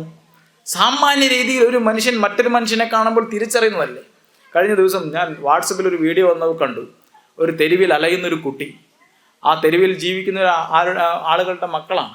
ആ കുട്ടിയും വളരെ പണക്കാരനായ ഒരാളുടെ കാറിൽ വന്നിറങ്ങിയ ഒരു കുട്ടിയും തമ്മിൽ ഒരുമിച്ച് നിൽക്കുന്ന ഒരു സാഹചര്യം വന്നു ചേർന്നപ്പോൾ 2-3 മിനിറ്റിനകം ഇവർ തമ്മിൽ സൗഹൃദത്തിലാക്കുകയും ഇവർ തമ്മിൽ കളിക്കുകയും ചെയ്യുന്നു. ഇത് തെരുവിൽ ജീവിക്കുന്ന കുട്ടിയാണ്, ഈ കുട്ടി ഇന്ന് കുളിക്കാത്ത കുട്ടിയാണ് എന്നൊന്നും മറ്റേ കുട്ടിക്ക് തോന്നുന്നില്ല. നേരെ തിരിച്ച് ഈ കുട്ടി ഏതോ ഉയർന്നവനാണ് എന്ന് ഈ കുട്ടിക്കും തോന്നുന്നില്ല. അവരെ സംബന്ധിച്ചിടത്തോളം അവർക്കറിയാം ഞങ്ങൾ രണ്ടുപേരും മനുഷ്യക്കുട്ടികളാണ് എന്ന സത്യം ആ കുട്ടികൾക്കറിയാം. പക്ഷേ അത് ആ കുട്ടികളുടെ മാതാപിതാക്കൾക്ക് മനസ്സിലാകുന്നില്ല. ഇതാണ് സത്യം. അപ്പോൾ മനുഷ്യരെല്ലാവരും ഒരു ജാതിയാണ് എന്നത് ഒരു പ്രകൃതി സത്യമാണ് എന്നിരിക്കെ എല്ലാ മനുഷ്യരും ഒരു ജാതിയാണ്. അത് ഏത് ജാതിയാണെന്ന് ഗുരു കൃത്യമായി പറയുന്നു. മനുഷ്യാണാം മനുഷ്യത്വം ജാതിർ ഗോത്വം ഗവാം യഥ. എല്ലാ പശുക്കളും പശുജാതിയല്ലേ? നേരത്തെ പറഞ്ഞ പോലെ എല്ലാ നായ്ക്കളും നായകളല്ലേ? അതുപോലെ ലോകത്തുള്ള എല്ലാ മനുഷ്യരും ആരാണ്? മനുഷ്യരാണ്, മനുഷ്യജാതിയിൽപ്പെട്ടവരാണ്. എല്ലാവരും മനുഷ്യരാണ്. പശുവിൻ്റെ ജാതി പശുത്വമായിരിക്കുന്നത് പോലെ മനുഷ്യരുടെ എല്ലാം ജാതി മനുഷ്യത്വമാണ്. എല്ലാ മനുഷ്യരും ഒന്നാണ്. സായിപ്പും ഇന്ത്യക്കാരനും മനുഷ്യരാണ്. അവരെല്ലാവരും ഒരുപോലെയാണ്. ഗാസയിൽ മരിച്ചു വീഴുന്ന മക്കളും നമ്മളുടെ മക്കളും തമ്മിൽ വ്യത്യാസമില്ല, ഒരുപോലെ തന്നെയാണ്. പക്ഷെ ഇത് മനുഷ്യർ മനസ്സിലാക്കുന്നില്ല. എല്ലാ മനുഷ്യരും ഒന്നാണ്, ഒരു ജാതിയാണ് എന്ന സത്യം മനുഷ്യർക്ക് മനസ്സിലാകുന്നില്ല. മനുഷ്യർ എങ്ങനെയാണ് ഇങ്ങനെ മനസ്സിലാകാത്തത് ആയത് എന്ന് ചോദിച്ചാൽ അത് അവരുടെ വിശ്വാസത്തിൽ കൂടെ വന്നു ചേർന്ന പ്രശ്നം കൊണ്ടാണ് എന്ന് നമുക്ക് മനസ്സിലാക്കാം. ജാതി ഉണ്ട് എന്ന് നിങ്ങളോട് ആരാണ് പറഞ്ഞത്? ഇങ്ങനെ ജാതി ഉണ്ട് എന്നൊരു കഥ നിങ്ങൾക്ക് ചെറുപ്പത്തിലേക്ക് കേട്ടിട്ടില്ല എങ്കിൽ നിങ്ങൾക്ക് ജാതി ഉണ്ടാകില്ലായിരുന്നു. ആരാണ് പറഞ്ഞത്? ഇത് എവിടെ നിന്നാണ് തുടങ്ങിയതെന്ന് ചോദിക്കുമ്പോഴാണ് നമുക്ക് അന്വേഷിച്ച് ഞാൻ നേരത്തെ പറഞ്ഞ സഹസ്രാബ്ദങ്ങൾക്കപ്പുറത്ത് ഋഗ്വേദം വരെ ചെല്ലേണ്ടി വരുന്നത്. ഋഗ്വേദത്തിൽ പറയുകയാണ്. ഋഗ്വേദത്തിൻ്റെ 1-ാമത്തെ വേദമായ ഋഗ്വേദത്തിൻ്റെ 10-ാമത്തെ മണ്ഡലത്തിൽ പറയുന്നു, പുരുഷ സൂക്തം, ബ്രാഹ്മണോസ്യ മുഖമാസീത് ബാഹുരാജാന്യകൃത ഊര് തദസ്യത് വൈശ്യ പദ്ഭ്യാം ശൂദ്രോ അജായത. ഞാനൊരു ക്ഷേത്രത്തിൻ്റെ മുമ്പിലാണ് നിന്ന് സംസാരിക്കുന്നത്. ശ്രീനാരായണ ഗുരുദേവൻ്റെ ഒരു പ്രതിമ അവിടെ സ്ഥാപിച്ചിട്ടുണ്ട്. അതിൻ്റെ മുമ്പിൽ വഴിപാടുകളുണ്ടോ എന്ന് എനിക്കറിയില്ല. ഞാൻ അവിടെ എത്തിയപ്പോൾ ഇരുട്ടായതുകൊണ്ട് അവിടെ പോയി നോക്കാൻ എനിക്ക് അവിടെ വായിക്കാൻ സാധിച്ചില്ല. എനിക്ക് തോന്നുന്നത്, ഞാൻ കാണുന്ന ഏറ്റവും അശ്ലീലമായൊരു കാഴ്ച എന്ന് പറയുന്നത്, ശ്രീനാരായണ ഗുരുദേവൻ്റെ വിഗ്രഹങ്ങളോ പ്രതിമകളോ സ്ഥാപിച്ചിട്ടുള്ള ചില ക്ഷേത്രങ്ങളുടെ മുമ്പിൽ ഒരു ദിവസം ഞാനൊരു ക്ഷേത്രത്തിൽ പോയപ്പോൾ, ഒരു ഗുരുമന്ദിരത്തിൽ പോയപ്പോൾ അവിടെ ഇങ്ങനെ എഴുതി വച്ചിരിക്കുകയാണ് പട്ടിക. 1, 2, 3, 4 പുഷ്പാഞ്ജലി എത്ര രൂപ, അങ്ങനെ കുറേ രൂപകൾ എഴുതി വെച്ചിട്ടുണ്ട്. താഴേക്ക് വായിച്ചു വന്നപ്പോഴാണ് പുരുഷ സൂക്തം 50 രൂപ. പുരുഷ സൂക്തം 50 രൂപ. ശ്രീനാരായണ ഗുരുദേവന് പുരുഷ സൂക്തം ചൊല്ലി പുഷ്പാർച്ചന നടത്തുന്നതിൻ്റെ വില 50 രൂപ. സഹസ്ര ശീർഷ പുരുഷ സഹസ്രാക്ഷ സഹസ്രവാദ് എന്ന് തുടങ്ങുന്ന മന്ത്രം ശാന്തിക്കാർ ചൊല്ലുന്നത് നിങ്ങൾ കേട്ടിട്ടുണ്ടായിരിക്കും. ഇതിലെന്താ പറയുന്നേ? ഇതിനെപ്പറ്റി ഗുരു എന്താ പറയണത് ഞാൻ നിങ്ങളോട് പറയാം. ഇതിലെന്താ പറയുന്നത് വെച്ച് കഴിഞ്ഞാൽ വലിയ തമാശയാണ്. ബ്രാഹ്മണോസ്യ മുഖമാസി, ബ്രാഹ്മണൻ മുഖമായിരുന്നു. ഏത്? ഈ വിരാട് പുരുഷന്റെ മുഖത്തു നിന്ന് ഉണ്ടായവരാണ് ബ്രാഹ്മണൻ. അപ്പോൾ പറയും ബ്രാഹ്മണൻ എന്ന് പറയുന്നതുകൊണ്ട് മാഷെ ഒരു പ്രശ്നമുള്ള കാര്യമല്ല. ബ്രാഹ്മണൻ എന്ന് പറഞ്ഞ ആരാണ്? ബ്രഹ്മജ്ഞാനിയാണ് ബ്രാഹ്മണൻ, അല്ലാണ്ട് ഒരു ജാതിയല്ല എന്നൊക്കെ പറഞ്ഞ് ഇപ്പോൾ ചില ഭക്തി പ്രഭാഷകർ നാട്ടിൽ നടപ്പുണ്ട്. അവർ നിങ്ങളെ പറ്റിക്കുന്നതാണ്. കാരണം നിങ്ങൾക്ക് സംസ്കൃതം അറിയില്ല എന്നുള്ളതാണ് അവരുടെ ധൈര്യം. യഥാർത്ഥത്തിൽ എന്താ പറയുന്നത്? ഋഗ്വേദം എന്ന് പറയുന്ന വേദത്തിന് സായൻ എന്ന് പറയുന്ന ആചാര്യൻ എഴുതിയ ആ ഭാഷ്യമാണ് ഋഗ്വേദത്തിൻ്റെ ഏറ്റവും ആധികാരികമായ ഭാഷ്യമായി ബ്രാഹ്മണർ അംഗീകരിക്കുന്നത്. ഞാനല്ല കേട്ടോ. ഞാൻ ബ്രാഹ്മണനല്ല. ബ്രാഹ്മണർ അംഗീകരിക്കുന്നത്. ആ ഭാഷ്യത്തിൽ പറയുന്നത് ബ്രാഹ്മണൻ എന്ന പദത്തിന് പറയുന്നത് ബ്രാഹ്മണത്വ ജാതി വിശിഷ്ട പുരുഷ. ബ്രാഹ്മണൻ എന്ന ജാതിയിൽ ജനിച്ച പുരുഷൻ. സ്ത്രീ ബ്രാഹ്മണനാവില്ല കേട്ടോ. അപ്പോൾ ബ്രഹ്മജ്ഞാനവും ബ്രാഹ്മണൻ എന്ന പദവും തമ്മിൽ യാതൊരു ബന്ധവുമില്ല. അതൊക്കെ ഈ പറയുന്ന 20-ാം നൂറ്റാണ്ടിൽ നമ്മളെല്ലാവരും മനുഷ്യന്മാരായി, നമുക്കെല്ലാവർക്കും വിവരം വെച്ച സമയത്ത്, നമുക്ക് വിദ്യാഭ്യാസം ഉണ്ടായ സമയത്ത് അവരുടെ മതത്തിൽ, അവരുടെ വിശ്വാസത്തിൽ നമ്മളെ വീണ്ടും പിടിച്ചു നിർത്താൻ പറയുന്ന തട്ടിപ്പുകൾ മാത്രമാണ്, വേറെ ഒന്നുമില്ല. ബ്രാഹ്മണൻ എന്ന് പറയുന്ന ജാതിയിൽ ജനിച്ച പുരുഷനും, ക്ഷത്രിയൻ എന്നാൽ ക്ഷത്രിയ ജാതിയിൽ ജനിച്ച പുരുഷനും, വൈശ്യൻ എന്നാൽ വൈശ്യജാതിയിൽ ജനിച്ച പുരുഷനും, ശൂദ്രൻ എന്നാൽ ശൂദ്രത്വ ജാതിയിൽ ജനിച്ച പുരുഷനുമാണ് എന്ന് സായണൻ ഋഗ്വേദത്തിന്റെ ഭാഷ്യത്തിൽ അസന്നിഗ്ധമായി പറഞ്ഞു വയ്ക്കുന്നുണ്ട്. ഒരു തർക്കമില്ല. അപ്പോൾ ഈ ബ്രാഹ്മണൻ വിരാട് പുരുഷന്റെ മുഖത്തു നിന്ന് ജനിച്ചു. ക്ഷത്രിയൻ എവിടെ നിന്ന് ജനിച്ചു? കൈകളിൽ നിന്ന് ജനിച്ചു, ബാഹുക്കളിൽ നിന്ന് ജനിച്ചു. വൈശ്യൻ എവിടെ നിന്ന് ജനിച്ചു? തുടകളിൽ നിന്ന് ജനിച്ചു. പിന്നെയും ഒരു കൂട്ടരുണ്ട് ശൂദ്രർ. അവരെവിടെ നിന്ന് ജനിച്ചു? അവർ പാദങ്ങളിൽ ജനിച്ചു. എന്തായാലും ശ്രീനാരായണീയർ ഈ പറയുന്ന 4 വിഭാഗത്തിൽ നിന്ന് ജനിച്ചവരല്ല. നമ്മൾ എങ്ങനെ ജനിച്ചു എന്ന് വെച്ച് കഴിഞ്ഞാൽ നമ്മുടെ അമ്മ നമ്മളെ പ്രസവിച്ചു, അങ്ങനെ ജനിച്ചു. ബാക്കിയുള്ളവരെല്ലാവരും എങ്ങനെ ജനിച്ചു? ബാക്കിയുള്ള എല്ലാവരും തുടകളിൽ നിന്നും, മുഖത്ത് നിന്നും, കൈകളിൽ നിന്നും, കാലുകളിൽ നിന്നും ജനിച്ചവരാണ്. അവരുടെ വീട്ടിൽ പ്രസവമില്ല. അതിന് നമ്മൾ ഉത്തരവാദികളല്ല. അപ്പോൾ ഈ പറയുന്ന ദൈവത്തിൻ്റെ വ്യത്യസ്തങ്ങളായിട്ടുള്ള ശരീരഭാഗങ്ങളിൽ നിന്നും വ്യത്യസ്ത ആളുകൾ ജനിച്ചു എന്ന് പറയുന്ന സമയത്ത് ഗുരു ഈ പുരുഷസത്വത്തിനെ പറ്റി പറയുന്നുണ്ട്. ഗുരു പറയുന്നത് അതെങ്ങനെയാണ്? ഗുരുവിനോട് പറഞ്ഞു, ഈ ക്ഷത്രിയന്മാർ ജനിച്ചത് ഈ വിരാട് പുരുഷന്റെ കൈകളിൽ നിന്നാണെന്ന് പറഞ്ഞപ്പോൾ ഗുരു പറഞ്ഞു, കൈകളിൽ നിന്ന് പുറത്ത് ചാടാൻ സൗകര്യം കിട്ടുമോ?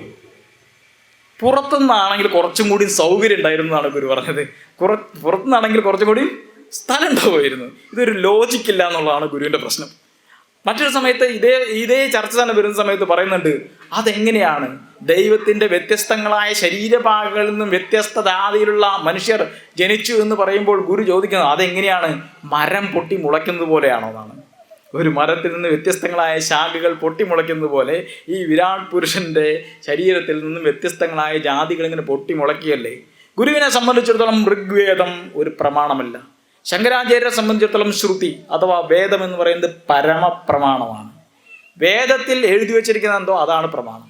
വേദത്തിൽ എഴുതി വച്ചിരിക്കുന്നതനുസരിച്ച് ഇപ്പോൾ പകലാണ് എങ്കിൽ ശങ്കരാചാര്യർക്ക് ഇപ്പോൾ പകലാണ്. സൂര്യൻ അസ്തമിക്കുന്നതല്ല രാത്രി.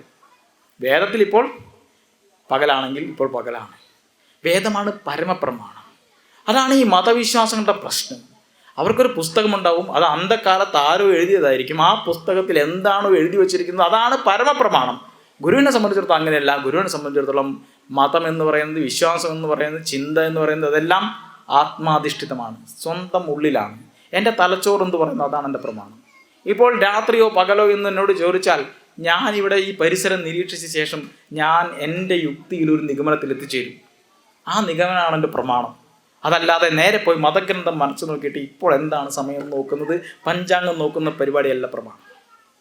അപ്പോൾ ഗുരുവിനെ സംബന്ധിച്ചിടത്തോളം ഏതെങ്കിലും ഒരു വേദപുസ്തകമോ, ഏതെങ്കിലും ഒരു പുരാണ പുസ്തകമോ, ഏതെങ്കിലും ഒരു ഇതിഹാസ പുസ്തകമോ പരമപ്രമാണമായി കരുതിയില്ല എന്ന് മാത്രമല്ല, ഗുരു അവിടെ യുക്തി ഉപയോഗിക്കാൻ നിങ്ങളെ പഠിപ്പിച്ചു, എന്നെയും നിങ്ങളെയും പഠിപ്പിച്ചു.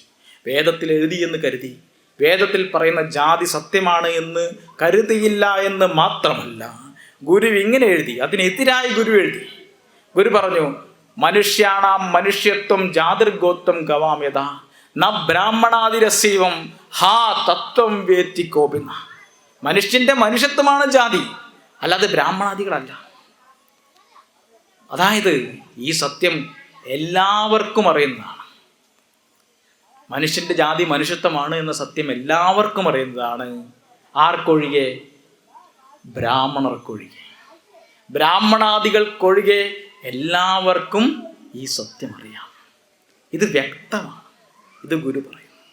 ഗുരുവിനെ സംബന്ധിച്ചിടത്തോളം ഒരേ രീതിയിൽ പ്രസവിക്കുന്ന മനുഷ്യരെല്ലാവരും ഒരു ജാതിയാണ്. ഗുരു പറയുന്നില്ലേ, ജാതി ലക്ഷണത്തിൽ ഗുരു പറയുന്നത് പുണർന്നു പെറും ഒരു വിനം, അതല്ല പുണരാത്തത്. അതായത് മനുഷ്യരെ സംബന്ധിച്ചിടത്തോളം മനുഷ്യർ എല്ലാവരും ഒരേപോലെ ഒരേ ജന്മരീതിയിലൂടെ ജനിക്കുന്നവരായതുകൊണ്ട് അവരെല്ലാവരും ഒരേ ജാതിയാണ്. ഇവിടെയാണ് ഗുരുവിൻ്റെ ലോകവീക്ഷണം. ഇന്ന് എനിക്ക് സംസാരിക്കാൻ തന്ന വിഷയം അതാണ്. ഗുരുവിൻ്റെ ലോകവീക്ഷണത്തിൻ്റെ അടിത്തറ എന്താണ് എന്ന് ചോദിച്ചാൽ ഈ പറയുന്നത് നിങ്ങൾക്ക് സന്തോഷമുള്ള കാര്യമാകാം, ചിലരെ സംബന്ധിച്ചിടത്തോളം സങ്കല്പിക്കാൻ പോലും പറ്റാത്ത കാര്യമാണ്, ചിലരെ സംബന്ധിച്ചിടത്തോളം ഹൃദയവേദന ഉണ്ടാക്കുന്ന കാര്യമാകാം. നിങ്ങൾക്ക് ഹൃദയവേദന വന്നാലും, നിങ്ങൾക്ക് ഇഷ്ടപ്പെട്ടാലും, നിങ്ങൾക്ക് ഇഷ്ടപ്പെട്ടില്ലെങ്കിലും, ഗുരുവിൻ്റെ ലോകവീക്ഷണം എന്ന് പറയുന്നത് മനുഷ്യരെല്ലാവരും ഒരു ജാതിയാണ്. അവരുടെ ജാതി എന്ന് പറയുന്നത് മനുഷ്യത്വമാണ്. ഇതാണ്, എനിക്ക് മുകളിലോ താഴെയോ ആരുമില്ല, ഇതാണ് സത്യം. സഹോദരൻ അയ്യപ്പൻ ചെറായിൽ കുറച്ച് ആളുകൾക്ക് ഒരുമിച്ചിരുന്ന് ഭക്ഷണം കഴിച്ചു. ഇന്നിപ്പോൾ ഈ പ്രഭാഷണത്തിന് ശേഷം ഒരു പക്ഷേ ഇവിടെ എല്ലാവരും ഭക്ഷണം കൊടുക്കുന്നതായിരിക്കാം. ആ ഭക്ഷണത്തിന് കഴിക്കാൻ വരുന്ന ആളുകളുടെ ജാതിയും മതവും നിങ്ങൾ നോക്കുന്നുണ്ടോ? ഇല്ല. ഭക്ഷണം കഴിക്കാൻ വരുന്ന എല്ലാവർക്കും ഭക്ഷണം കൊടുക്കും, അതാണ് മര്യാദ. വിശക്കുന്നവർക്ക് ഭക്ഷണം കൊടുക്കുക, അതാണ് അതിൻ്റെ ശരി. അതല്ലാതെ നിങ്ങൾ വരുന്നവൻ്റെ ജാതി ഏത്, മതമേത്. ഇപ്പോൾ ചില നാടുകളിൽ ക്ഷേത്രത്തിൽ ഉത്സവത്തിന് വരുന്ന ആളുകളുടെ ആധാർ കാർഡ് കൊടുത്തിട്ട് അദ്ദേഹത്തിൻ്റെ പേരെന്താണെന്ന് നോക്കി ഏത് മതക്കാരാണ് ജാതിക്കാരാണെന്ന് നോക്കി തിരിച്ച് കയറ്റിവിടുന്ന സമ്പ്രദായങ്ങൾ ഇന്ത്യയുടെ പല ഭാഗങ്ങളിലും ആരംഭിച്ചിട്ടുണ്ട് എന്ന് കേൾക്കുന്നു. നമ്മുടെ നാട് അങ്ങനെയല്ല. ഇവിടെ ആര് വന്നാലും ഭക്ഷണമുണ്ട്. ഇത് ശ്രീനാരായണ ഗുരുദേവൻ പറഞ്ഞ ജാതിഭേദം മതദ്വേഷം ഏതുമില്ലാതെ സർവരും സോദരത്വേന വാഴുന്ന മാതൃകാസ്ഥാനമാണ് ഗുരുവിൻ്റെ കേന്ദ്രങ്ങൾ എന്നുള്ളത് കൊണ്ട് ഇവിടെ ഇനി നടക്കുന്ന ഭക്ഷണം എല്ലാവർക്കും ഉള്ളതാണ്, ഇവിടെ വരുന്ന എല്ലാവർക്കും കിട്ടുന്നതാണ്. അപ്പോൾ ഗുരുവിനെ സംബന്ധിച്ചിടത്തോളം അന്ന് സഹോദരൻ, ഗുരുവിൻ്റെ പ്രിയപ്പെട്ട അനുയായ സഹോദരൻ സ്വന്തം നാട്ടിൽ, ആ നാട്ടിൽ BA പാസ്സായ അധികം പേരില്ല. അന്ന് സഹോദരൻ BA പാസ്സായ ആളാണ്. ആ നാട്ടുകാർ മുഴുവൻ ബഹുമാനത്തോടെ അദ്ദേഹത്തെ വിളിക്കുന്നത് അയ്യപ്പൻ മാസ്റ്റർ എന്നാണ്. സഹോദരൻ K അയ്യപ്പൻ BA എന്നാണ് അദ്ദേഹത്തിൻ്റെ പേര് ആ നാട്ടുകാർ ആദരപൂർവ്വം എഴുതാറുള്ളത്. ആ വ്യക്തി ഒരു ദിവസം തൻ്റെ സുഹൃത്തുക്കളായ 10-16 പേര് ഒരുമിച്ചിരുന്ന് ഭക്ഷണം കഴിച്ചു. ഉണ്ടാക്കിയ ഭക്ഷണം തികഞ്ഞില്ല എന്നുള്ള യാഥാർത്ഥ്യം. ഇതിൽ പുലയ സമുദായത്തിൽപ്പെട്ട ആളുകളുണ്ടായിരുന്നു, ഈഴവരുണ്ടായിരുന്നു, പലരും ഉണ്ടായിരുന്നു. ഇവരെല്ലാവരും കൂടെ ഭക്ഷണം കഴിച്ചത് ആ നാട്ടിൽ വലിയ പ്രശ്നമായി മാറി. തലേ ദിവസം വരെ അയ്യപ്പൻ മാസ്റ്റർ എന്ന് സ്നേഹത്തോടെ ബഹുമാനത്തോടെ വിളിച്ചിരുന്ന ആളുകൾ അന്ന് മുതൽ അയ്യപ്പനെ പുലയൻ അയ്യപ്പൻ എന്ന് വിളിച്ച് ആക്ഷേപിക്കാൻ തുടങ്ങി. ആരാ വിളിക്കുന്നത്? നമ്പൂതിരിമാരല്ല, ഈഴവർ. അപ്പോൾ ഈഴവ ബ്രാഹ്മണർ അന്ന് മുതൽ അദ്ദേഹത്തെ പുലയൻ അയ്യപ്പൻ എന്നാണ് വിളിച്ചത്. അതിനെപ്പറ്റി സഹോദരൻ തന്നെ കവിതയിൽ പറയുന്നുണ്ട്: കെട്ടിജനഞ്ഞത ചെത്താൻ കയറും കുട്ടിച്ചേട്ടൻ പാതിത്തെങ്ങിൽ ഇഴജന്തുപ്പടി കീഴേ നോക്കി പഴി പറയുന്നു പുലച്ചോന്മാരെ. അതായത് നാട്ടിൽ ഏറ്റവും നികൃഷ്ടമായ തൊഴിലായിട്ട് അന്ന് നാട്ടുകാർ കരുതുന്നത് ചെത്തുകാരെയാണ്. ചെത്ത് ചെയ്യുന്നവൻ എന്തോ അധമനാണ് എന്ന് ആളുകൾ പറയുകയും അതേ ആളുടെ അടുത്ത് പോയി കള്ള് വാങ്ങി കുടിക്കുകയും ചെയ്യുക എന്ന് പറയുന്നതാണെന്ന് നാട്ടുകാരുടെ ശീലം. പക്ഷേ ആ എല്ലാവരും അകറ്റി നിർത്തുന്ന ചെത്തുകാരൻ കുട്ടിച്ചേട്ടൻ തെങ്ങിൻ്റെ മുകളിൽ കയറിയിരുന്ന് ഇഴജന്തുവിനെ പോലെ തെങ്ങിൽ വലിഞ്ഞു കയറി തെങ്ങിൻ്റെ മുകളിൽ കയറിയിരുന്ന് താഴേക്ക് നോക്കി താഴേക്കൂടെ നടന്നു പോകുന്ന സഹോദരൻ അയ്യപ്പനെയും സംഘത്തെയും പുലച്ചോന്മാർ എന്ന് വിളിച്ച് ആക്ഷേപിക്കുന്നു എന്ന് സഹോദരൻ കവിതയിൽ എഴുതി വെച്ചു. അത്രയ്ക്കും ജാതിഭ്രാന്ത് മൂത്ത കാലം. സഹോദരനെ അന്നത്തെ അവിടുത്തെ നിങ്ങൾ ചെറായിലൊന്ന് പോകണം. ചെറായി ബീച്ചൊക്കെ കാണാൻ ഇടയ്ക്കിട്ട് പോകണം. ഇതൊരു മലമ്പ്രദേശമല്ലേ. ഇവിടുന്ന് കടലിൻ്റെ ഭാഗത്തേക്കൊക്കെ ഇടയ്ക്ക് ഒരു യാത്ര പോകുക എന്ന് പറഞ്ഞാൽ സന്തോഷമുള്ള കാര്യമാണ്. അങ്ങനെ നിങ്ങൾ പോകുന്ന സമയത്ത് നിങ്ങൾ ചെറായിൽ ചെല്ലുമ്പോൾ അവിടെ വിജ്ഞാനവർദ്ധിനി സഭയുടെ വക ഒരു ക്ഷേത്രമുണ്ട്. ആ ക്ഷേത്രസഭ, വിജ്ഞാനവർദ്ധിനി സഭ സഹോദരനെ സഭയിൽ നിന്ന് പുറത്താക്കി. കുറ്റം എന്താണ്? പുലയരോടൊപ്പിരുന്ന് ഭക്ഷണം കഴിച്ചു എന്ന് പറയുന്ന അക്ഷന്തവ്യമായ അപരാധത്തിനാണ് പുറത്താക്കിയത്. അന്ന് പുറത്താക്കുക എന്ന് പറഞ്ഞാൽ നിസ്സാര കാര്യമല്ല. കാരണം ഷേവ് ചെയ്യണമെങ്കിൽ വാത്തി വന്ന് ഷേവ് ചെയ്യണം. ഈ വാത്തി എന്ന് പറയുന്നത് ആരുടെ വീട്ടിൽ ഷേവ് ചെയ്യണം, ആരുടെ വീട്ടിൽ ഷേവ് ചെയ്യേണ്ടെന്ന് ആ കരയിലെ ഈ പറയുന്ന സമുദായ പ്രമാണിമാർ തീരുമാനിക്കും. ഒരുത്തന് വിലക്കേർപ്പെടുത്തിയാൽ അവൻ്റെ കാര്യം പോക്കാണ്. കാരണം വിലക്കപ്പെട്ട വ്യക്തിയാണെന്ന് ലോകം മുഴുവൻ മനസ്സിലാക്കും. സ്വയം ക്ഷൗരം ചെയ്യാൻ ആളുകൾക്ക് അവകാശമില്ലാത്തൊരു കാലമാണ്. ക്ഷൗരം ആരെങ്കിലും ചെയ്തു തരണം. അപ്പോൾ വാത്തിയെ വിലക്കിയാൽ പിന്നെ ആ വീട്ടിലെ ഒരു മനുഷ്യൻ മുടി വെട്ടില്ല. മുടി നീട്ടി വളർത്തിയവനെ കണ്ടാൽ, താടി വീണ്ടുപോയവനെ കണ്ടാൽ അറിയാം ഇവരെ വിലക്കാണ്. പറയേണ്ട കാര്യമില്ല, എഴുതി വെച്ച പോലെയാണ്. ഈ ഭ്രഷ്ടനാണ് ഈ വരുന്നത് എന്ന് മനസ്സിലാക്കുന്ന ഒരു കാലത്താണ് സഹോദരനെ വിലക്കുന്നത്. സഹോദരനെ സംബന്ധിച്ചിടത്തോളം വിലക്കൊരു പ്രശ്നമായിരുന്നില്ല. കാരണം ആള് കോളേജിൽ പഠിക്കാൻ പോകുന്ന കാലത്ത് തന്നെ കുടുംബം മുറിച്ചു കളഞ്ഞിരുന്നു. അതിനെപ്പറ്റി പറയുന്നുണ്ട്. ഇന്നിപ്പോൾ ഈ മുടി നീട്ടി വളർത്തിയ കുട്ടികളെ കാണുമ്പോൾ നമ്മൾ പറയുന്നത് ഫ്രീക്കന്മാരാണ് കുട്ടികൾ, ഇവരെന്തോ പ്രശ്നക്കാരാണെന്നൊക്കെയാണ്. അന്ന് കാലത്ത് അങ്ങനെയല്ല. മുടി നീട്ടി വളർന്ന പുരുഷന്മാരായിരുന്നു പുരുഷന്മാരുടെ സുന്ദര പുരുഷന്മാർ. കുടുംബമുള്ള പുരുഷനാണ് ഐശ്വര്യവാനായ പുരുഷൻ. സഹോദരൻ കുടുംബം മുറിച്ച് ആദ്യമായി താൻ താമസിക്കുന്ന പേയിങ് ഗസ്റ്റായിട്ട് താമസിക്കുന്ന വീട്ടിലേക്ക് കയറി വരുന്ന സമയത്ത് ഹൃദയം പൊട്ടിയ വേദനയോടെയാണ് ആ വീട്ടിലെ കാരണവർ സഹോദരനെ കാണുന്നത്. എന്ത് ശ്രീത്വമുള്ള കുടുംബമായിരുന്നു നീ നശിപ്പിച്ചല്ലോ എന്ന് പറയുന്നത്. ഗാന്ധി പറയുന്നുണ്ട് ഒരു ഹിന്ദുവിന് എന്ത് വേണമെങ്കിലും ഉപേക്ഷിക്കാം, ഒരു കാര്യം ഉപേക്ഷിക്കാൻ പറ്റില്ല. അതെന്താണ്? ശിഖ, അതായത് ഈ കുടുംബ, അത് മുറിക്കാൻ പാടില്ല എന്നാണ് ഗാന്ധി പറയുന്നത്. അപ്പോൾ ഇങ്ങനെയൊക്കെ ഉണ്ടായിരുന്ന ആ കാലത്ത് സഹോദരനെ സഭയിൽ നിന്ന് പുറത്താക്കി, വിജ്ഞാനവർദ്ധിനി സഭ. പക്ഷേ 10 വർഷം കഴിഞ്ഞപ്പോൾ സഹോദരനെ ആ സഭക്കാർ തന്നെ തിരിച്ചു വിളിക്കുകയും അവരുടെ വിജ്ഞാനവർദ്ധിനി സഭയിൽ സഹോദരന് വലിയൊരു സ്വീകരണം നൽകി സ്വീകരിക്കുകയും ചെയ്തു. കാരണം ആ മാറ്റത്തിന് പിന്നിൽ പ്രവർത്തിച്ചത് ശ്രീനാരായണ ഗുരുവാണ്. തന്നെ പുറത്താക്കിയ ശേഷം സഹോദരൻ ഗുരുവിൻ്റെ അടുത്തേക്ക് പോയി. ഗുരു ആലുവ അദ്വൈതാശ്രമത്തിൽ വിശ്രമിക്കുകയാണ്. ഗുരുവിൻ്റെ അടുത്തേക്ക് പോയപ്പോൾ സഹോദരൻ അവിടെ ചെന്ന് ഗുരുവിനെ കണ്ട് പറഞ്ഞു, ഒരു സന്ദേശം തരണം, ഈ വിഷയത്തെപ്പറ്റി എന്താ പറയണമെന്ന്. അന്ന് കുമാരനാശാൻ പോലും പറയുന്നത്, ഈ ചെറുപ്പക്കാരായ യുവാക്കൾ ആദർശ കൊടുമുടിയിൽ കയറി കിഴക്കാന്തൂക്കായി ചാടി ആത്മഹത്യ ചെയ്തതാണ്. നിങ്ങൾ പറയുന്ന ആദർശം ശരിയാണ്, പക്ഷെ നിങ്ങളിങ്ങനെ ചെയ്ത് നിങ്ങളുടെ ഭാവി നശിപ്പിക്കരുതെന്നാണ് കുമാരനാശാൻ പോലും അന്ന് വിവേകോദയം പത്രത്തിൽ അന്ന് കുമാരനാശാൻ പോലും മുഖപ്രസംഗം എഴുതുന്നത് അങ്ങനെയാണ്, നിങ്ങൾ ഓർക്കണം. അപ്പോൾ കുമാരനാശാന് പോലും പറയുന്നത് ശരിയാണെങ്കിലും ഇങ്ങനെ പ്രവർത്തിക്കാമോ എന്ന് സംശയം 1917 പോലും ഉണ്ടായിരുന്നു. പക്ഷെ നാം മനസ്സിലാക്കേണ്ട കാര്യം, ഗുരുവിന് യാതൊരു സംശയം ഉണ്ടായിരുന്നില്ല എന്നാണ്. ഗുരുവിൻ്റെ അടുത്ത് ചെന്നപ്പോൾ ഗുരു പറയുന്നത്, മനുഷ്യരെല്ലാം ജന്മന ഒരു ജാതി ആയിരുന്നുകൊണ്ട് അവർ തമ്മിൽ വിവാഹവും പന്തിഭോജനവും ചെയ്യുന്നതിൽ യാതൊരു ദോഷവുമില്ല എന്ന് നാരായണ ഗുരു എന്നെഴുതി സ്വന്തം കൈപ്പടയിൽ എഴുതി ഒപ്പിട്ട് കൊടുത്തു സഹോദരന്. അതാണ് ഇന്ന് നമ്മൾ ഗുരുദേവന്റെ കയ്യക്ഷരം എന്ന് പറയുന്ന എല്ലാ വീടുകളിലും കാണാം. ഗുരുദേവന്റെ കയ്യക്ഷരത്തിൽ ഗുരു എഴുതി കൊടുത്താണ്. അപ്പോൾ ചോദിച്ചത് എന്താ? പന്തിഭോജനം ചെയ്യാൻ പറ്റുമോ പറ്റില്ല എന്നാണ് ചോദിച്ചത്. പറഞ്ഞത് എന്താണ്? ഗുരുദേവൻ മറുപടി പറഞ്ഞത് എന്താണ്? പന്തിഭോജനം മാത്രമല്ല വിവാഹവും കഴിക്കാമെന്ന് പറഞ്ഞേ. മനസ്സിലായോ? ഇത് കേട്ടപ്പോൾ ഇവിടെ ഇരിക്കുന്ന യുവാക്കൾക്കൊക്കെ സന്തോഷമായി.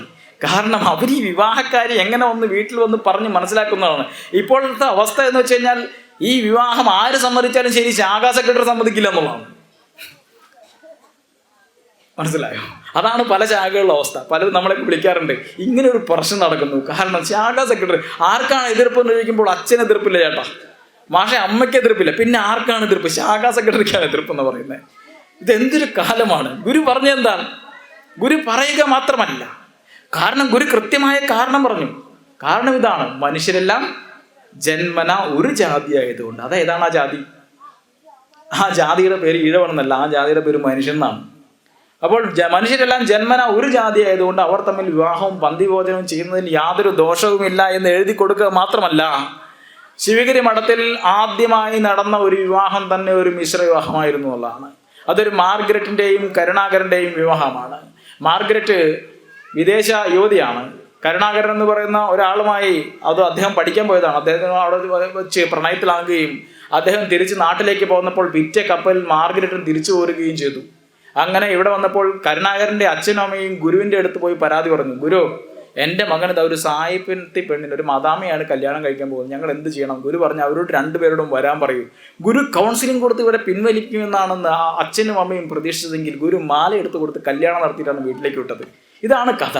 അപ്പോൾ ജാതിയും മതവുമല്ല, മറിച്ച് രാജ്യങ്ങൾ തമ്മിലുള്ള തൊലിയുടെ നിറവ്യത്യാസങ്ങൾക്കും ഉപരിയുള്ള ഒരു വിവാഹം നടത്തിക്കൊണ്ടാണ് ഗുരു തുടങ്ങുന്നത്.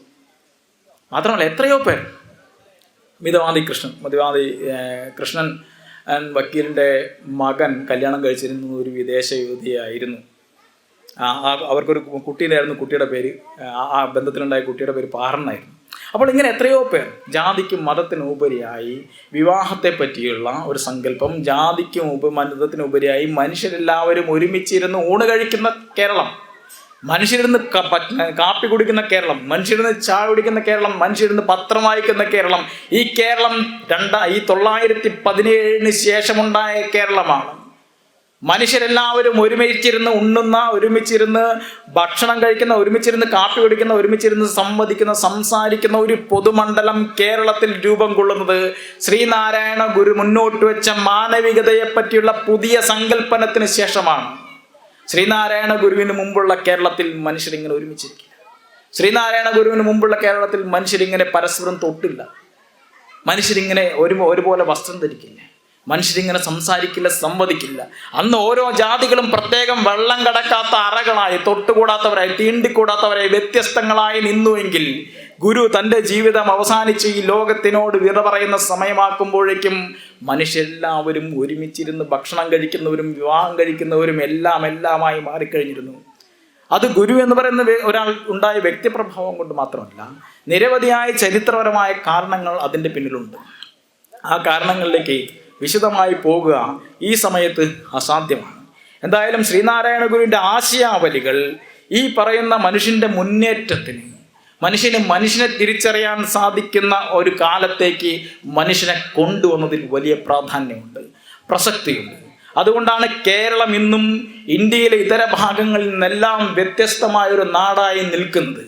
ഇവിടെ ക്രിസ്ത്യാനിയും മുസ്ലിമും ഹിന്ദുക്കളും എല്ലാം, ഇവിടെ ഈഴവരും പുലയരും നായരും നമ്പൂതിരിയും എല്ലാം സമാധാനപൂർണമായി സഹവർത്തിത്വത്തോടെ ജീവിക്കുന്ന ഒരു നാടായി ഈ നാട് ഇന്ന് നിലനിൽക്കുന്നുണ്ട് എങ്കിൽ ആ നാടിൻ്റെ നിലനിൽപ്പിൻ്റെ അടിത്തറ എന്ന് പറയുന്നത് ശ്രീനാരായണ ഗുരു കൊളുത്തി വെച്ച് പോയ മാനവികതയുടെ പ്രകാശമാണ്. ആ പ്രകാശം കെടാതെ നോക്കുക എന്നുള്ളത് നമ്മളുടെ ദൗത്യമാണ്. ഗുരു പറഞ്ഞു, ജാതിഭേദം മതദ്വേഷം ഏതുമില്ലാതെ സർവരും സോദരത്തേനെ വാഴുന്ന മാതൃകാസ്ഥാനം.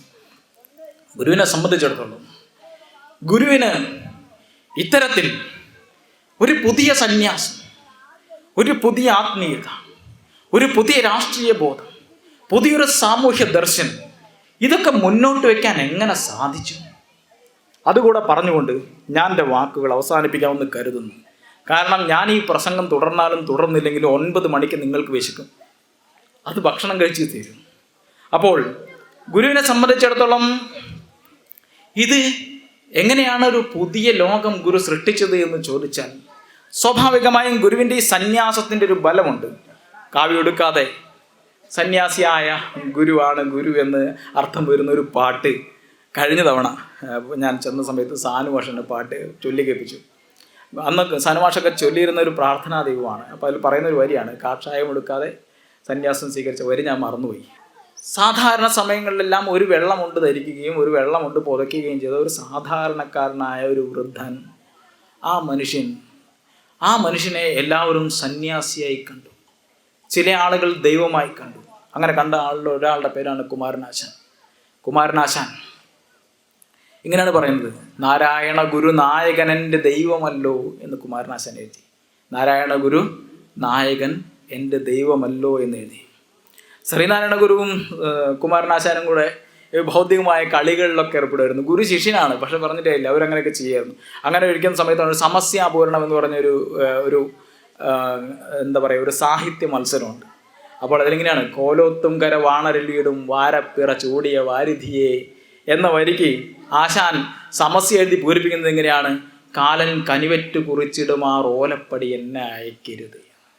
പക്ഷെ നിർഭാഗ്യവശാൽ കുമാരനാശാൻ അങ്ങനെ കാലൻ കനിവറ്റ് കുറിച്ചിടുന്ന ഒരു ഓലപ്പടിയാണോ എന്നറിയില്ല. കുമാരനാശാൻ അകാലത്തിൽ നമ്മെ വിട്ട് വിരിഞ്ഞുപോയി.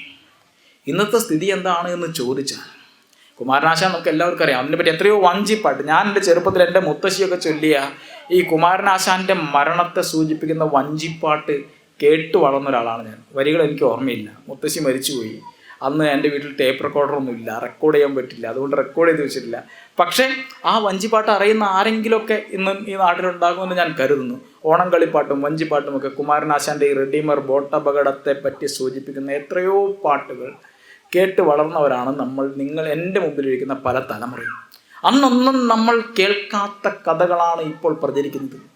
കുമാരനാശാൻ ഒരു പ്രത്യേക മതക്കാർ കൊന്നു കളഞ്ഞതാണ് എന്ന് എത്രയോ നാളുകളായി വാട്സപ്പിൽ വരുന്നു. ഇന്നിപ്പോൾ ഞാനിങ്ങോട്ട് വരുമ്പോൾ നമ്മുടെ മനില സി മോഹൻ്റെ ട്രൂ കോപ്പി കിങ്ക് അന്ന് കുമാരനാശാൻ്റെ മരണത്തെ പറ്റി അന്വേഷിച്ച് ചെറിയൻ കമ്മീഷൻ റിപ്പോർട്ട് എടുത്ത് പുറത്തുവിട്ടിട്ടുണ്ട്. അത് നിയമസഭ ആർക്കൈവ്സിലുള്ള രേഖയാണ്. അപ്പോൾ സ്വാഭാവികമായും ഇതെല്ലാ തെളിവുകൾ ഇരിക്കുകയാണ്. ഒരു വിഭാഗം കുമാരനാശാനെ കൊന്നു കളഞ്ഞതാണെന്ന് നുണ പറയിക്കുകയാണ്, വാട്സപ്പ് യൂണിവേഴ്സിറ്റിയിലുള്ള പ്രചരിപ്പിക്കുകയാണ്. എന്തിനു വേണ്ടി? ഒരു പ്രത്യേക മതക്കാരോട് ഈഴവർക്കിടയിൽ വിദ്വേഷം വളരാൻ വേണ്ടി. കുമാരനാശാൻ ആരോ കൊന്നു കളഞ്ഞു എന്നാണ് പറയുന്നത്, അകത്തിട്ട് പൂട്ടിയെന്നൊക്കെ പറയുന്നത്. കുമാരനാശാൻ്റെ മൃതദേഹം കണ്ടെടുക്കുന്നത് എങ്ങനെയെന്നും അതിൻ്റെ സംസ്കാരം അടക്കമുള്ള കാര്യങ്ങൾ എങ്ങനെയാണ് നടന്നതെന്നും സംബന്ധിച്ച് എത്രയോ ദൃക്സാക്ഷി വിവരണങ്ങൾ രേഖപ്പെടുത്തപ്പെട്ടിട്ടുണ്ട്. ഇതെല്ലാം മുമ്പിൽ നിൽക്കുകയാണ് കഥ പ്രചരിക്കുന്നത്. കാരണം ആരെയാണ് പറയേണ്ടത് എന്ന് ചോദിച്ചാൽ നമ്മുടെ ആളുകൾ ആകെ നോക്കുന്നത് ഈ വാട്സപ്പ് മാത്രമാണ്. ചരിത്രം പഠിക്കുന്നില്ല, പുസ്തകം വായിക്കുന്നില്ല, മറ്റ് കാര്യങ്ങൾ അറിയുന്നില്ല. വാട്സപ്പിലൂടെ അപരമത വിദ്വേഷം പ്രചരിക്കുന്ന കേന്ദ്രങ്ങളായി നമ്മളുടെ കുടുംബ സദസ്സുകളുടെ ഗ്രൂപ്പുകളടക്കം മാറുന്ന ഒരു കെട്ട കാലത്താണ് നാം നിൽക്കുന്നത്, ഓർക്കണം. ഇങ്ങനൊരു കാലത്ത് ഏതാണ് സത്യം, ഏതാണ് മിഥ്യ എന്നറിയാതെ, ഏതാണ് തെറ്റ്, ഏതാണ് ശരിയെന്നറിയാതെ നമ്മുടെ നാട്ടിലെ ആളുകൾ പരസ്പര അങ്കലാപ്പിലാണ്. അദൃശ്യനായ ഒരു ശത്രു എന്നെയും എൻ്റെ വിശ്വാസത്തെയും പിന്നിലൂടെ പിന്തുടർന്ന് അപായപ്പെടുത്താൻ വരുന്നുണ്ടോ എന്ന ചോദ്യം, തോന്നൽ ഓരോ മനുഷ്യനിൽ ഉൽപ്പാദിപ്പിക്കുകയാണ്. അകാരണമായ ഒരു ഭയം സൃഷ്ടിക്കുകയാണ്, അകാരണമായ ഒരു വെറുപ്പ് സൃഷ്ടിക്കുകയാണ്. ഇത് ശ്രീനാരായണ ദർശനത്തിനെതിരാണ്, ധർമ്മത്തിനെതിരാണ്. ഗുരു പറയുന്നുണ്ട്, ഗുരു ഈ സ്നേഹാധിഷ്ഠിതമായ സന്യാസം, സ്നേഹാധിഷ്ഠിതമായ ഒരു ലോകഭാവന ഗുരു എങ്ങനെ മുന്നോട്ട് വെച്ചു എന്ന് ചോദിച്ചാൽ അതിനുത്തരം അന്നോളമുള്ള സന്യാസത്തിൻ്റെ പാരമ്പര്യത്തെ ഗുരു നിരസിച്ചാണ് നിന്നത് എന്നുള്ളതാണ്. ഒരു ദിവസം ഗുരു വിശ്രമിക്കുന്ന സമയത്ത്, ഗുരുവിൻ്റെ ഗുരു ആരാ? ശ്രീനാരായണ ഗുരു ഒരു ഗുരുവാണ്, ശരി. നമ്മുടെ ഗുരുവാണ്, ശരി. നമുക്ക് ദൈവതുല്യനാണ്, ശരി. അപ്പോൾ ശ്രീനാരായണ ഗുരുവിൻ്റെ ഗുരു ആരാണെന്ന് ചോദിച്ചു. ഇതൊരു ചോദ്യമല്ലേ? അപ്പോൾ ഗുരു പറയുകയാണ്, അന്ന് ലോക മഹായുദ്ധം നടക്കുന്ന സമയമായിരുന്നു. ഗുരു പറഞ്ഞു, ഇംഗ്ലീഷുകാർ ജയിക്കാൻ നമ്മളൊക്കെ പ്രാർത്ഥിക്കണം. ആര് ജയിക്കാൻ? ഇംഗ്ലീഷുകാർ ജയിക്കാൻ. എൻ്റെ മുമ്പിലിരിക്കുന്ന സ്കൂൾ വിദ്യാർത്ഥികൾ ആകെ അങ്കലാപ്പിലാണ്. കാരണം ഇവരെ പറഞ്ഞ് പഠിപ്പിച്ചുള്ളത് ഇംഗ്ലീഷുകാരെന്തോ നമ്മുടെ ശത്രുക്കളാണെന്നുള്ളതാണ്. അങ്ങനെയല്ല. അപ്പോഴാണ് ഗുരു പറയുന്നത്, ഇംഗ്ലീഷുകാർ ജയിക്കാൻ നമ്മൾ പ്രാർത്ഥിക്കണം. അപ്പോൾ ശിഷ്യൻ ചോദിക്കുന്നുണ്ട്, അതെങ്ങനെയാണ്, എന്തുകൊണ്ടാണ് ഗുരു അങ്ങനെ പറയുന്നത്? അപ്പോൾ ഗുരു പറയുന്ന കാര്യം, ഇംഗ്ലീഷുകാർ ജയിക്കാൻ നമ്മളൊക്കെ പ്രാർത്ഥിക്കണം. കാരണം നമുക്ക് സന്യാസം തന്ന ഗുരുക്കന്മാരാണ് അവർ. അവരാരാണ്? നമുക്ക് സന്യാസം തന്ന ഗുരുക്കന്മാരാണ് അവർ. അപ്പോൾ ഒരു ശിഷ്യൻ പറയുകയാണ്, സന്യാസം നൽകുക എന്ന് വെച്ചാൽ മന്ത്രോപദേശം ചെയ്ത് കാഷായം നൽകുകയാണല്ലോ, അതായത് കാവ്യ വസ്ത്രം നൽകുകയാണല്ലോ. തൃപ്പാദങ്ങൾ പറഞ്ഞതിൻ്റെ അർത്ഥം മനസ്സിലായില്ല. അപ്പോൾ ഗുരുദേവൻ പറയുന്നു, ശ്രീരാമന്റെ കാലത്ത് കൂടി ശൂദ്രാദികൾക്ക് സന്യസിപ്പാൻ പാടില്ലെന്നല്ലേ പറയുന്നത്? ഹിന്ദുക്കൾ സ്മൃതി നോക്കി ഭരിക്കുന്നവരല്ലേ? ഇപ്പോൾ ഇഷ്ടം പോലെ സന്യസിപ്പാൻ അനുവദിച്ചിരുന്നത് ഇംഗ്ലീഷുകാരാണല്ലോ. അപ്പോൾ ഗുരുവായില്ലേ? മനസ്സിലായോ? ശ്രീനാരായണ ഗുരു ഇവിടെ ജീവിച്ചിരിക്കുന്ന കാലത്ത് ഇവിടെ ഭരിച്ചിരുന്നത് സാക്ഷാൽ ശ്രീരാമചന്ദ്രനായിരുന്നു എങ്കിൽ ഗുരുവിന് സന്യാസിയാകാൻ സാധിക്കുമായിരുന്നു? ഇല്ലായിരുന്നു. എന്തുകൊണ്ടാണ്? കാരണം ശ്രീരാമചന്ദ്രന്റെ കാലത്ത് ശ്രീനാരായണ ഗുരുവിനെ പോലെ ഒരു സന്യാസി ജീവിച്ചിരുന്നു. അദ്ദേഹം ശൂദ്രനായിരുന്നു. ബ്രാഹ്മണൻ, ക്ഷത്രിയൻ, വൈശ്യൻ, ശൂദ്രൻ. ശ്രീനാരായണ ഗുരു ശൂദ്രൻ പോലുമല്ല, അവർണരാണ്. അതിനും പുറത്തുള്ള വർണ്ണ ബാഹ്യരാണ്. അപ്പോൾ ശൂദ്രനായ ശംഭൂകൻ തപസ്സനുഷ്ഠിച്ച കഥ രാമായണത്തിലുണ്ട്. ഇപ്പൊ ചില ആളുകൾ പറയുന്നുണ്ട്, കഴിഞ്ഞ ദിവസം കൂടെ പറഞ്ഞു, രാമായണത്തിൽ അങ്ങനെ ഒരു കഥയേ ഇല്ല. ഞാൻ പറഞ്ഞു, ഉണ്ട്. വാൽമീകി രാമായണത്തിൽ അങ്ങനെ ഒരു കഥയില്ല, ഉണ്ട്. വാൽമീകി രാമായണത്തിന്റെ ഉത്തരകാണ്ഡം നിങ്ങൾക്ക് ജസ്റ്റ് നിങ്ങളുടെ മൊബൈൽ ഫോൺ ഉണ്ടെങ്കിൽ ഡൗൺലോഡ് ചെയ്താൽ കിട്ടും. മലയാളത്തിൽ അർത്ഥം കിട്ടും. അതിൽ ഉത്തരകാണ്ഡത്തിൽ വ്യക്തമായി ഈ ശംഭൂകന്റെ കഥ പറയുന്നുണ്ട്. കഥ ഇങ്ങനെയാണ്, ഞാൻ ചുരുക്കി പറയാം. അതായത് ഒരു ബ്രാഹ്മണന്റെ പുത്രൻ മരിച്ചു. അപ്പോൾ ഒരു രാജ്യത്ത് ബാലമരണം നടന്നാൽ അതിന് ഉത്തരവാദി നമ്മുടെ കുട്ടിയല്ല കേട്ടോ, ഈ ത്രൈവർണികരിൽപ്പെട്ട ആരെങ്കിലും കുട്ടി മരിച്ചു പോയാൽ അതിന് ഉത്തരവാദി രാജാവാണ്. കള്ളവുമില്ല, ചതിയുമില്ല, എള്ളോളമില്ല, പൊളിവചനം എന്നുള്ള പാട്ടിൽ നിങ്ങൾ കേൾക്കുന്ന ഒരു വരി അതാണ്, ബാലമരണങ്ങൾ കേൾപ്പാനില്ല. കുട്ടി മരിക്കുക, ചെറിയ കുട്ടി മരിച്ചു പോകുക എന്ന് പറഞ്ഞാൽ അതിന് ഉത്തരവാദി അന്നും ഇന്നും ഗവൺമെന്റ് ആണെന്നാണ് വെപ്പ്. അപ്പോഴാണ് ഒരു ബ്രാഹ്മണൻ അദ്ദേഹത്തിന്റെ മരിച്ച കുട്ടിയുമായി ശ്രീരാമന്റെ രാജസദസ്സിലേക്ക് കയറി വരികയാണ്. അദ്ദേഹം പറയുന്നത്, ഈ രാജാവ് ഈ തെറ്റായ ഭരണം നടക്കുന്നത് കൊണ്ട് എൻ്റെ കുട്ടി മരിച്ചുപോയെന്നാണ് പറയുന്നത്. അപ്പോൾ എന്ത് പ്രശ്നം ഉണ്ടായാലും ഇടപെടുന്ന ഒരാളുണ്ട്, അദ്ദേഹത്തിന്റെ പേര് നാരദൻ എന്നാണ്. പുള്ളി അവിടെയും വരും. അദ്ദേഹം വ്യക്തമായി രാമനോട് കാര്യം പറഞ്ഞ് മനസ്സിലാക്കും. രാമനോട് പറയും, ഇതെന്താണ് പ്രശ്നം എന്ന് രാമൻ ചോദിക്കുമ്പോൾ അദ്ദേഹം പറയുന്ന മറുപടി, ഇവിടെ ദൈവത്തിന്റെ നിയമത്തിന്, സ്മൃതി നിയമങ്ങൾക്ക് വിരുദ്ധമായൊരു കാര്യം സംഭവിക്കുന്നുണ്ട്, അതാണ് പ്രശ്നം. എന്താണ്? അങ്ങയുടെ നാട്ടിൽ എല്ലാ കാര്യങ്ങളും കൃത്യമായിട്ടാണ് നടക്കുന്നതെന്ന് കരുതുന്നുണ്ടാവും, പക്ഷെ അങ്ങനെയല്ല. ഇതാ ഒരു സ്ഥലത്ത് ഒരു ശൂദ്രൻ തപസ് ചെയ്യും. ഒരു ശൂദ്രൻ എന്ത് ചെയ്യുന്നു? തപസ് ചെയ്യുന്നു. ശൂദ്രൻ തപസ് ചെയ്യാൻ പാടുണ്ടോ? ഇല്ല. ശൂദ്രന് തപസ് ചെയ്യാൻ അവകാശമുണ്ടോ? ഇല്ല. ശൂദ്രന് തപസ് ചെയ്യാനോ ഇതിലൊന്നും അവകാശമില്ലാത്ത ശൂദ്രൻ തപസ് ചെയ്യുന്നു. അതുകൊണ്ട് ആണ് ഈ ബ്രാഹ്മണന്റെ കുട്ടി മരിച്ചത്. അപ്പോൾ ബ്രാഹ്മണന്റെ കുട്ടി ജീവിക്കണമെങ്കിൽ എന്ത് ചെയ്യണം? ശൂദ്രന്റെ തപസ് അവസാനിക്കണം, ശൂദ്രന്റെ ജീവിതം ഇല്ലാതാകണം. ഇത് കേൾക്കുമ്പോൾ രാമൻ പുഷ്പക വിമാനമേറി അങ്ങോട്ട് പോവുകയാണ്. അവിടെ ചെന്ന് ഈ ശൂദ്രനെ കാണുകയാണ്. നമ്മുടെ ഗൗരി ലങ്കേശിനെയും കൽബുർഗിയൊക്കെ ചെയ്ത പോലെ ചെന്ന പാടെ വെടിച്ചു കൊന്നൊന്നുമില്ല. അത് രാമൻ നീതിമാനാണ്. അക്കാര്യത്തിൽ ഞാൻ രാമന്റെ കൂടെയാണ്. കാരണം രാമൻ ചെന്ന് ഒരു വിചാരണ നടത്തുന്നുണ്ട്, ചോദിക്കുന്നുണ്ട്, താങ്കൾ ആരാണ്? ബ്രാഹ്മണനോ ക്ഷത്രിയനോ വൈശ്യനോ ശൂദ്രനോ? ഇദ്ദേഹം വളരെ കൃത്യമായി മറുപടി പറഞ്ഞു, ഞാൻ ശൂദ്രനാണ്. എന്തിനു വേണ്ടിയിട്ടാണ് തപസ് ചെയ്യുന്നത്?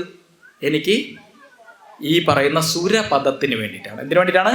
ദേവ പദവിക്ക് വേണ്ടിയിട്ട്, അമരത്വത്തിന് വേണ്ടിയിട്ടാണ് തപസ് ചെയ്യുന്നത് എന്ന് ഈ ശൂദ്രൻ മറുപടി പറയുകയും ശൂദ്രനാണ് എന്ന് സമ്മതിച്ചത് കൊണ്ട്, അതായത് തെളിവെടുപ്പ് പൂർത്തിയായി ശൂദ്രനായത് കൊണ്ട് രാമൻ തൻ്റെ ഖഡ്ഗമെടുത്ത് വാളെടുത്ത് ഈ ശൂദ്രമുനിയുടെ ശിരസ്സറുത്തിടുകയും ചെയ്യും. ഈ കഥ വാത്മീകി രാമായണത്തിൻ്റെ ഉത്തരകാണ്ഡത്തിലുണ്ട്.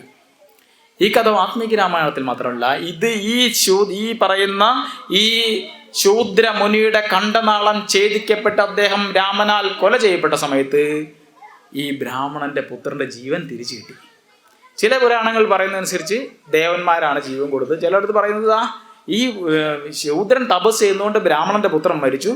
ശൂദ്രന്റെ തപസ് രാമൻ അവനെ കൊന്ന് അവസാനിച്ചപ്പോൾ ബ്രാഹ്മണന്റെ പുത്രൻ ജീവിച്ചു എന്ന കഥയാണ്. ഈ കഥ നമ്മുടെ മറ്റ് പുരാണങ്ങളുണ്ട്. ഇനി നിങ്ങൾക്ക് ഇത് പോരായെങ്കിൽ ചിലപ്പോൾ ഞാൻ ഈ പറയുന്നത് കേട്ട് നിൽക്കുന്ന ശാന്തിക്കാർക്കെങ്കിലും സംശയം ഉണ്ടാവും, ഈ മാഷ് പറയുന്നതൊക്കെ സത്യമാണോ? അതുകൊണ്ടാണ് ഞാൻ പറയുന്നത്, നിങ്ങൾക്ക് ബ്രാഹ്മണത്തിൽ മാത്രമല്ല മഹാഭാരതത്തിൻ്റെ ശാന്തി പർവ്വത്തിലും ഇതേ കഥ പറയുന്നുണ്ട്.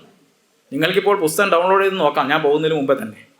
ശ്രൂയത്തെ ശംഭൂകേ ശൂദ്രേ ഹതേ ബ്രാഹ്മണധാരക ജീവിതോ ധർമ്മമാസാദ്യ രാമാത് സത്യപരാക്രമാത്. ഈ ബ്രാഹ്മണപുത്രൻ, മരിച്ച ബ്രാഹ്മണപുത്രൻ ജീവിച്ചു. എങ്ങനെ? രാമാത് സത്യപരാക്രമാത്. സത്യപരാക്രമനായ രാമനെ കൊണ്ട്. എന്ത് സത്യപരാക്രമമാണ് രാമൻ നടത്തിയത്? രാമൻ നടത്തിയ പരാക്രമം എന്ന് പറയുന്നത് ശൂദ്രന്റെ തപസ് ചെയ്യുന്ന ശൂദ്രന്റെ ശിരസ്സറുത്ത് കളഞ്ഞതാണ് മഹാഭാരതത്തിൽ വ്യാസൻ പറയുന്ന ഈ സത്യപരാക്രമം. ഇത് മഹാഭാരതത്തിന്റെ ശാന്തി പർവ്വത്തിലുള്ളതാണ്. പുരാണങ്ങളിലും ഇതിഹാസങ്ങളിലും മാത്രമല്ല, നമ്മളുടെ സാഹിത്യത്തിൽ നിങ്ങൾ കാളിദാസൻ എന്ന് കേട്ടിട്ടുണ്ടോ? കാളിദാസൻ എഴുതിയ ഒരു വളരെ പ്രധാനപ്പെട്ട കൃതിയാണ് അദ്ദേഹത്തിൻ്റെ രഘുവംശം. രഘുവംശം എന്ന് പറയുന്ന മഹാകാവ്യത്തിൻ്റെ 15ാമത്തെ സർഗത്തിൽ അതിൻ്റെ 42 മുതൽ 53 വരെയുള്ള ശ്ലോകങ്ങളിൽ അതിദീർഘമായിട്ടാണ് ഈ കഥ പറയുന്നത്. അപ്പോൾ സാഹിത്യത്തിലും ഉണ്ടെന്ന് അർത്ഥം. ഇതിഹാസ രാമായണത്തിലുണ്ട്, മഹാഭാരതത്തിലുണ്ട്. ആ കഥ മഹാഭാരത കാലവും കഴിഞ്ഞ് രാമായണ കാലവും കഴിഞ്ഞ് ഇതാ കാവ്യങ്ങൾ എഴുതുന്ന കാലമായപ്പോഴും ജനസമുദായത്തിൽ അത് സജീവമായി തന്നെ രാമൻ ശംഭൂകനെ കൊന്ന് ബ്രാഹ്മണപുത്രനെ ജീവൻ തിരിച്ചു കൊടുത്ത മഹത്കഥ പ്രചരിക്കുന്നുണ്ട്. മഹത്കഥ എന്ന് ഞാൻ പറയുന്ന ഇൻവെർട്ടഡ് കൊമ്പയിലാണ് കേട്ടോ. എന്നെ സംബന്ധിച്ചിടത്തോളം അതൊരു ദുരന്ത കഥയാണ്. മരിച്ചു പോയത് ഒരു താഴ്ന്ന ജാതിയിൽപ്പെട്ട എന്ന് അവർ പറയുന്ന ഒരാളാണ്. എന്തുകൊണ്ടാണ് കാര്യം എന്ന് പറയുന്നത്? അതായത് തപസ്സു ചെയ്യാൻ അധികാരമില്ലാത്തവനായതുകൊണ്ട് പ്രജകൾക്ക് അനർത്ഥം ചെയ്ത അവൻ്റെ ശിരസ് ഛേദിക്കപ്പെടേണ്ടതാണ് എന്ന് നിശ്ചയിച്ച് ആ രാജാവ് ആയുധം കയ്യിലെടുക്കുകയും, അടുത്ത ശ്ലോകം കാളിദാസൻ എഴുതുന്നത് നിങ്ങൾക്കത് എങ്ങനെയാണ് നിങ്ങളത് സ്വീകരിക്കാമെന്ന് എനിക്കറിയില്ല. ഒരുപക്ഷെ നിങ്ങൾക്ക് രാമൻ്റെ ഒരു വീരകൃത്യമായത് കാണാം. അതല്ലെങ്കിൽ നമ്മളുടെ സങ്കല്പത്തിലെ രാമൻ ഇങ്ങനെ ഒരു മുഖമുണ്ടായിരുന്നു എന്ന് നിങ്ങൾക്ക് ഓർക്കാം. അതെനിക്കറിയില്ല, അത് നിങ്ങളുടെ ഓരോരുത്തരുടെയും സ്വീകാര്യമാണ്. കാരണം ഒരു കവിത ഒരാൾ കേൾക്കുന്നത് പോലെയല്ല മറ്റൊരാൾ കേൾക്കുക. കവിത യഥാർത്ഥത്തിൽ എഴുതിയ ആളുടെ കയ്യിലല്ല, അത് ആസ്വദിക്കുന്നവൻ്റെ കയ്യിലാണുള്ളത്. കവിത കേൾക്കുന്നവനാണ് അതിൻ്റെ അർത്ഥം നിശ്ചയിക്കുന്നത്. സത്വദ്വക്ത്രം ഹിമക്ലിഷ്ട കിഞ്ചൽക്കമിവ പങ്കജം ജ്യോതിഷ്കണ ഹതാസ്മശ്രു കണ്ഠനാളാതപാതയ. ഈ ശംഭൂകന്റെ താടി രോമങ്ങൾ അദ്ദേഹം ഇങ്ങനെ അടിയിൽ തീ കൂട്ടിയിട്ടിട്ടാണ് തപസ് ചെയ്യുന്നത്. മുകളിൽ നിന്ന് തല കീഴായി കിടന്നിട്ടാണ് തപസ് ചെയ്യുന്നത്. അപ്പോൾ ഇദ്ദേഹത്തിൻ്റെ ഈ മുഖത്തെ താടി രോമങ്ങൾ താഴെ നിന്ന് വരുന്ന ഈ തീപ്പൊരികളേറ്റ് കരിഞ്ഞു തുടങ്ങിയിരുന്നു. അങ്ങനെയുള്ള അദ്ദേഹത്തിൻ്റെ കരിഞ്ഞ താടി രോമങ്ങളോട് കൂടിയ അദ്ദേഹത്തിൻ്റെ ശിരസ്, അദ്ദേഹം പറയുന്നതിനാ കിഞ്ചൽക്കമിവ പങ്കജം, അതായത് ഈ തണുത്ത മഞ്ഞുതുള്ളികൾ വീണ് അടർന്ന് കൊഴിഞ്ഞു പോയ താമര ഇതളുകൾ, താമരപ്പൂവിൻ്റെ ഇതളുകളിൽ മഞ്ഞിങ്ങനെ വീഴുന്ന സമയത്ത് ആ മഞ്ഞുതുള്ളികളുടെ ഭാരം താങ്ങാനാവാതെ ആ താമര ഇതളുകൾ താഴേക്ക് വീഴും ഇല്ലേ? അങ്ങനെ ഇതളുകൾ കൊഴിഞ്ഞ ഒരു താമരപ്പൂവിനെ മുറിച്ചെടുക്കുന്നത് പോലെ ആ താമര ഇതളുകൾ മഞ്ഞിൻ്റെ ഭാരത്താൽ താഴെ വീഴുന്നത് പോലെ അത്രയും ലഘുവായി, അത്രയും സിമ്പിളായി രാമൻ എന്തു ചെയ്തു? ഈ ശൂദ്രമുനിയുടെ കണ്ഡനാളാതമായ അദ്ദേഹത്തിൻ്റെ ശിരസ് കണ്ടത്തിൽ നിന്ന് വേർപ്പെടുത്തി. ഒരു താമരപ്പൂവിൽ നിന്നും മഞ്ഞുതുള്ളികൾ വീണ് ആ താമരയുടെ ദളം താഴെ വീഴുന്നത് പോലെ ഈ ശൂദ്ര തപസ്വിയുടെ, ഈ ശൂദ്രമുനിയുടെ ശിരസ് രാമൻ വെട്ടി താഴെയിട്ടു. അത് വളരെ ഒരു പൂനുള്ളി എടുക്കുന്ന ലാഘവത്തോടെ അത് ചെയ്തു എന്നാണ് കാളിദാസൻ പറയുന്നത്. ഈ കഥ ഓർത്തുകൊണ്ടാണ് ഗുരു പറയുന്നത്, രാമാദികളുടെ കാലമായിരുന്നെങ്കിൽ ശൂദ്രനെ സന്യസിക്കാൻ പറ്റുമോ? അവർണനായ ശ്രീനാരായണ ഗുരുവിനെ സന്യസിക്കാൻ സാധിക്കുമോ? ഇല്ല. സാധിച്ചത് എന്തുകൊണ്ടാണ്? ഭരിക്കുന്നത് ബ്രിട്ടീഷുകാരാണ്, ബ്രിട്ടീഷുകാർ നിയന്ത്രിക്കുന്ന സർക്കാരാണ്. അതുകൊണ്ട് തന്നെ സന്യസിക്കാൻ സാധിച്ചു എന്ന് പറയുന്നു. സി കേശവൻ ശ്രീനാരായണ ഗുരുവിൻ്റെ ഒരു ഗൃഹസ്ഥ ശിഷ്യനായിരുന്നു. അദ്ദേഹം തിരുക്കൊച്ചിയുടെ പ്രധാനമന്ത്രിയായി പ്രവർത്തിച്ചിട്ടുള്ള ആളാണ് 1951-52 കാലഘട്ടങ്ങളിൽ. അദ്ദേഹം പറയുന്നുണ്ട്, അദ്ദേഹം ഒരു നിരീശ്വരവാദിയായിരുന്നു. ഒരു അമ്പലം കത്തിപ്പോയാൽ അത്രയ്ക്ക് അന്ധവിശ്വാസം നശിക്കുന്നു എന്ന് പരസ്യമായി പ്രഖ്യാപിച്ച ഒരു എന്താ പറയുക, ഈഴവ നേതാവായിരുന്നു സി കേശവൻ. അദ്ദേഹം SNDP യോഗത്തിൻ്റെ നേതാവായിരുന്നു, ഭാരവാഹിയായിരുന്നു. അദ്ദേഹം പറയുന്നുണ്ട്, ക്ഷേത്രങ്ങളിലും ക്ഷേത്രപ്രതിഷ്ഠകളിലും ഒരു വിശ്വാസവുമില്ലാത്ത എനിക്ക് സ്വാമിയുടെ ക്ഷേത്രപ്രതിഷ്ഠകളുടെ പൊരുൾ നല്ലതുപോലെ ബോധ്യമാണ്. ഈ കേശവൻ സ്വാമിയുടെ ഒപ്പം ക്ഷേത്രം പ്രതിഷ്ഠിക്കാൻ പോയിട്ടുണ്ട് കേട്ടോ, യുക്തിവാദിയായ കേശവൻ. ശ്രീരാമന്റെ കാലമായിരുന്നെങ്കിൽ ഒരു ഈഴവൻ അരുവിപ്പുറത്ത് തപസ്സു തുടങ്ങുമ്പോൾ, ഒരു ഈഴശിവന്റെ പ്രതിഷ്ഠയ്ക്ക് ഒരുങ്ങുമ്പോൾ തന്നെ ശ്രീരാമന്റെ ഘോരഖഡ്ഗം ആ ഈഴവ മുനിയുടെ ഗളനാളം മുറിച്ചു കളയുമായിരുന്നു എന്നുള്ളത് നിസ്സംശയമാണ്. സ്വാമിയുടെ ആ ധീരതയെ നാം നമസ്കരിക്കുക. ഒരു സവർണ ഹിന്ദു രാജ്യത്ത് ജനിച്ച് ജീവിക്കുമ്പോഴും അവിടുത്തെ സവർണ നിയമങ്ങളെയെല്ലാം വെല്ലുവിളിച്ചുകൊണ്ട് ഒരു നദിയിൽ നിന്നൊരു കല്ല് മുങ്ങിയെടുത്ത് ഇതാണ് ശിവൻ എന്ന് പറഞ്ഞ് പ്രതിഷ്ഠിക്കുന്ന ഗുരു, ഇതെന്തുകൊണ്ട് നിങ്ങൾ ശിവനെ പ്രതിഷ്ഠിച്ചു, നിങ്ങൾക്ക് ഈ ശിവനെ പ്രതിഷ്ഠിക്കാൻ അധികാരമുണ്ടോ എന്ന് ചോദിക്കുന്ന ആളോട്, ബ്രാഹ്മണന് മാത്രമല്ലേ ശിവനെ പ്രതിഷ്ഠിക്കാൻ അധികാരമുള്ളൂ എന്ന് ചോദിക്കുമ്പോൾ ഗുരു പറയുന്നത്, ഞാൻ പ്രതിഷ്ഠിച്ച ഈഴവശിവനെയാണ്. ഒരു തർക്കമില്ല കേട്ടോ. അന്ന് നിരവധിയായ രേഖകൾ നമുക്കുണ്ട്. ഈഴവശിവൻ തന്നെയാണ് ഗുരു പറഞ്ഞത്. അതൊരു ജാത്യഭിമാനത്തിൻ്റെ പറച്ചിലല്ല, മറിച്ച് ബ്രാഹ്മണരുടെ ശിവനെ എങ്ങനെ പ്രതിഷ്ഠിക്കണമെന്ന് ബ്രാഹ്മണരുടെ പുസ്തകത്തിലുണ്ടാവും എന്ന് കരുതി ബ്രാഹ്മണരുടെ പുസ്തകത്തിൽ പറയുന്ന രീതിയിലല്ല നമ്മൾ പ്രതിഷ്ഠിക്കുന്നത്. നമ്മൾ പ്രതിഷ്ഠിക്കുന്നത് നമ്മുടെ ശിവനെയാണ്. അതായത് ശ്രീനാരായണ ഗുരു ഈഴവരുടെ ഈഴവനായ ശ്രീനാരായണ ഗുരു ഈഴവരുടെ ശിവനെ പ്രതിഷ്ഠിക്കുമ്പോൾ അതിന് ബ്രാഹ്മണരുടെ പുസ്തകത്തിൽ വിധിയില്ല എന്ന് പറഞ്ഞാൽ എങ്ങനെ ശരിയാവും? ബ്രാഹ്മണരുടെ ശിവനെ പ്രതിഷ്ഠിക്കുന്ന രീതിയല്ലേ ബ്രാഹ്മണരുടെ പുസ്തകത്തിൽ ഉണ്ടാവും. അത് നമ്മുടെ കാര്യം ഉണ്ടാവില്ലല്ലോ. നമ്മൾ വേറെയാണ്, അവർ വേറെയാണ്. നിങ്ങളുടെ ശിവനെ നിങ്ങളുടെ ഇഷ്ടപോലെ പ്രതിഷ്ഠിച്ചോളൂ, ഞങ്ങളുടെ ശിവനെ ഞങ്ങൾക്ക് ഇഷ്ടമുള്ള പോലെ പ്രതിഷ്ഠിക്കുക എന്നുള്ളതാണ് യുക്തി. ഈ യുക്തിയുടെ മുമ്പിൽ അവർക്ക് മറുപടി ഇല്ലാതെ പോവുകയാണ് ചെയ്തത്. നമ്മളെ സംബന്ധിച്ചിടത്തോളം നമുക്ക് പുതിയൊരു രീതിയിലുള്ള സന്യാസവും ആത്മീയതയും അഭിമാനവും എല്ലാം സാധ്യമാകുന്നത് ഒരു ആധുനികതയുടെ സന്ദർഭത്തിലാണ്. ഇവിടെ ബ്രിട്ടീഷുകാർ വരുമ്പോഴാണ്. നമ്മളെ സംബന്ധിച്ചിടത്തോളം ഒരു മതവും, ഗുരു പറഞ്ഞു കരുണാവാൻ നബി മുത്തുരത്നമോ എന്ന് പറഞ്ഞു. SNDP യോഗത്തിൻ്റെ ചരിത്രം മുമ്പ് പ്രൊഫസർ PS വേലായുധൻ എഴുതി പ്രസിദ്ധീകരിച്ചിട്ടുണ്ട്. അതിൻ്റെ 3ാമത്തെ ചാപ്റ്റർ തന്നെ മിഷണറിമാരുടെ സംഭാവനകൾ എന്നുള്ളതാണ്. കേരളത്തിൽ ഈഴവൻ മുതലായ പിന്നോക്കക്കാർക്ക് എങ്ങനെയാണ് ഈ നാടിൻ്റെ മുഖ്യധാരയിലേക്ക് വരാൻ സാധിച്ചത് എന്നത് ചോദിച്ചാൽ അതിൽ ക്രിസ്ത്യൻ മിഷണറിമാർ തന്ന സംഭാവനകൾക്ക് വലിയ പങ്കുണ്ട്. അതിൽ എല്ലാ മതക്കാർക്കും എല്ലാ വിഭാഗക്കാർക്കും പങ്കുണ്ട്. നമുക്കറിയാം, ശ്രീനാരായണ ഗുരുവിൻ്റെ അവസാനത്തെ ശിഷ്യൻ അത് ആനന്ദതീർത്ഥസ്വാമികളായിരുന്നു. അദ്ദേഹം അനന്തഷേണായി എന്നായിരുന്നു അദ്ദേഹത്തിൻ്റെ പേര്. അനന്തഷേണായി എന്ന് പറയുന്ന ആനന്ദതീർത്ഥസ്വാമികൾ പേര് സൂചിപ്പിക്കുന്നത് പോലെ തന്നെ ഒരു ഗൗഡ സാരസ്വത ബ്രാഹ്മണ കുടുംബത്തിൽ ജനിച്ചയാളാണ്. അദ്ദേഹമാണ് ശ്രീനാരായണ ഗുരുവിൻ്റെ ശിഷ്യനായി പ്രവർത്തിച്ചത്. നായർ സമുദായത്തിലുള്ള സത്യവ്രത സ്വാമികൾ അദ്ദേഹമാണ്. ഒരിക്കൽ ഈഴവനെ തല്ലിയ കൈയാണത്, ഇപ്പോൾ ഞാൻ അവർക്ക് വേണ്ടി കൈകൊണ്ട് എന്തും ചെയ്യാൻ തയ്യാറാണ് എന്ന് പറയുന്നത്.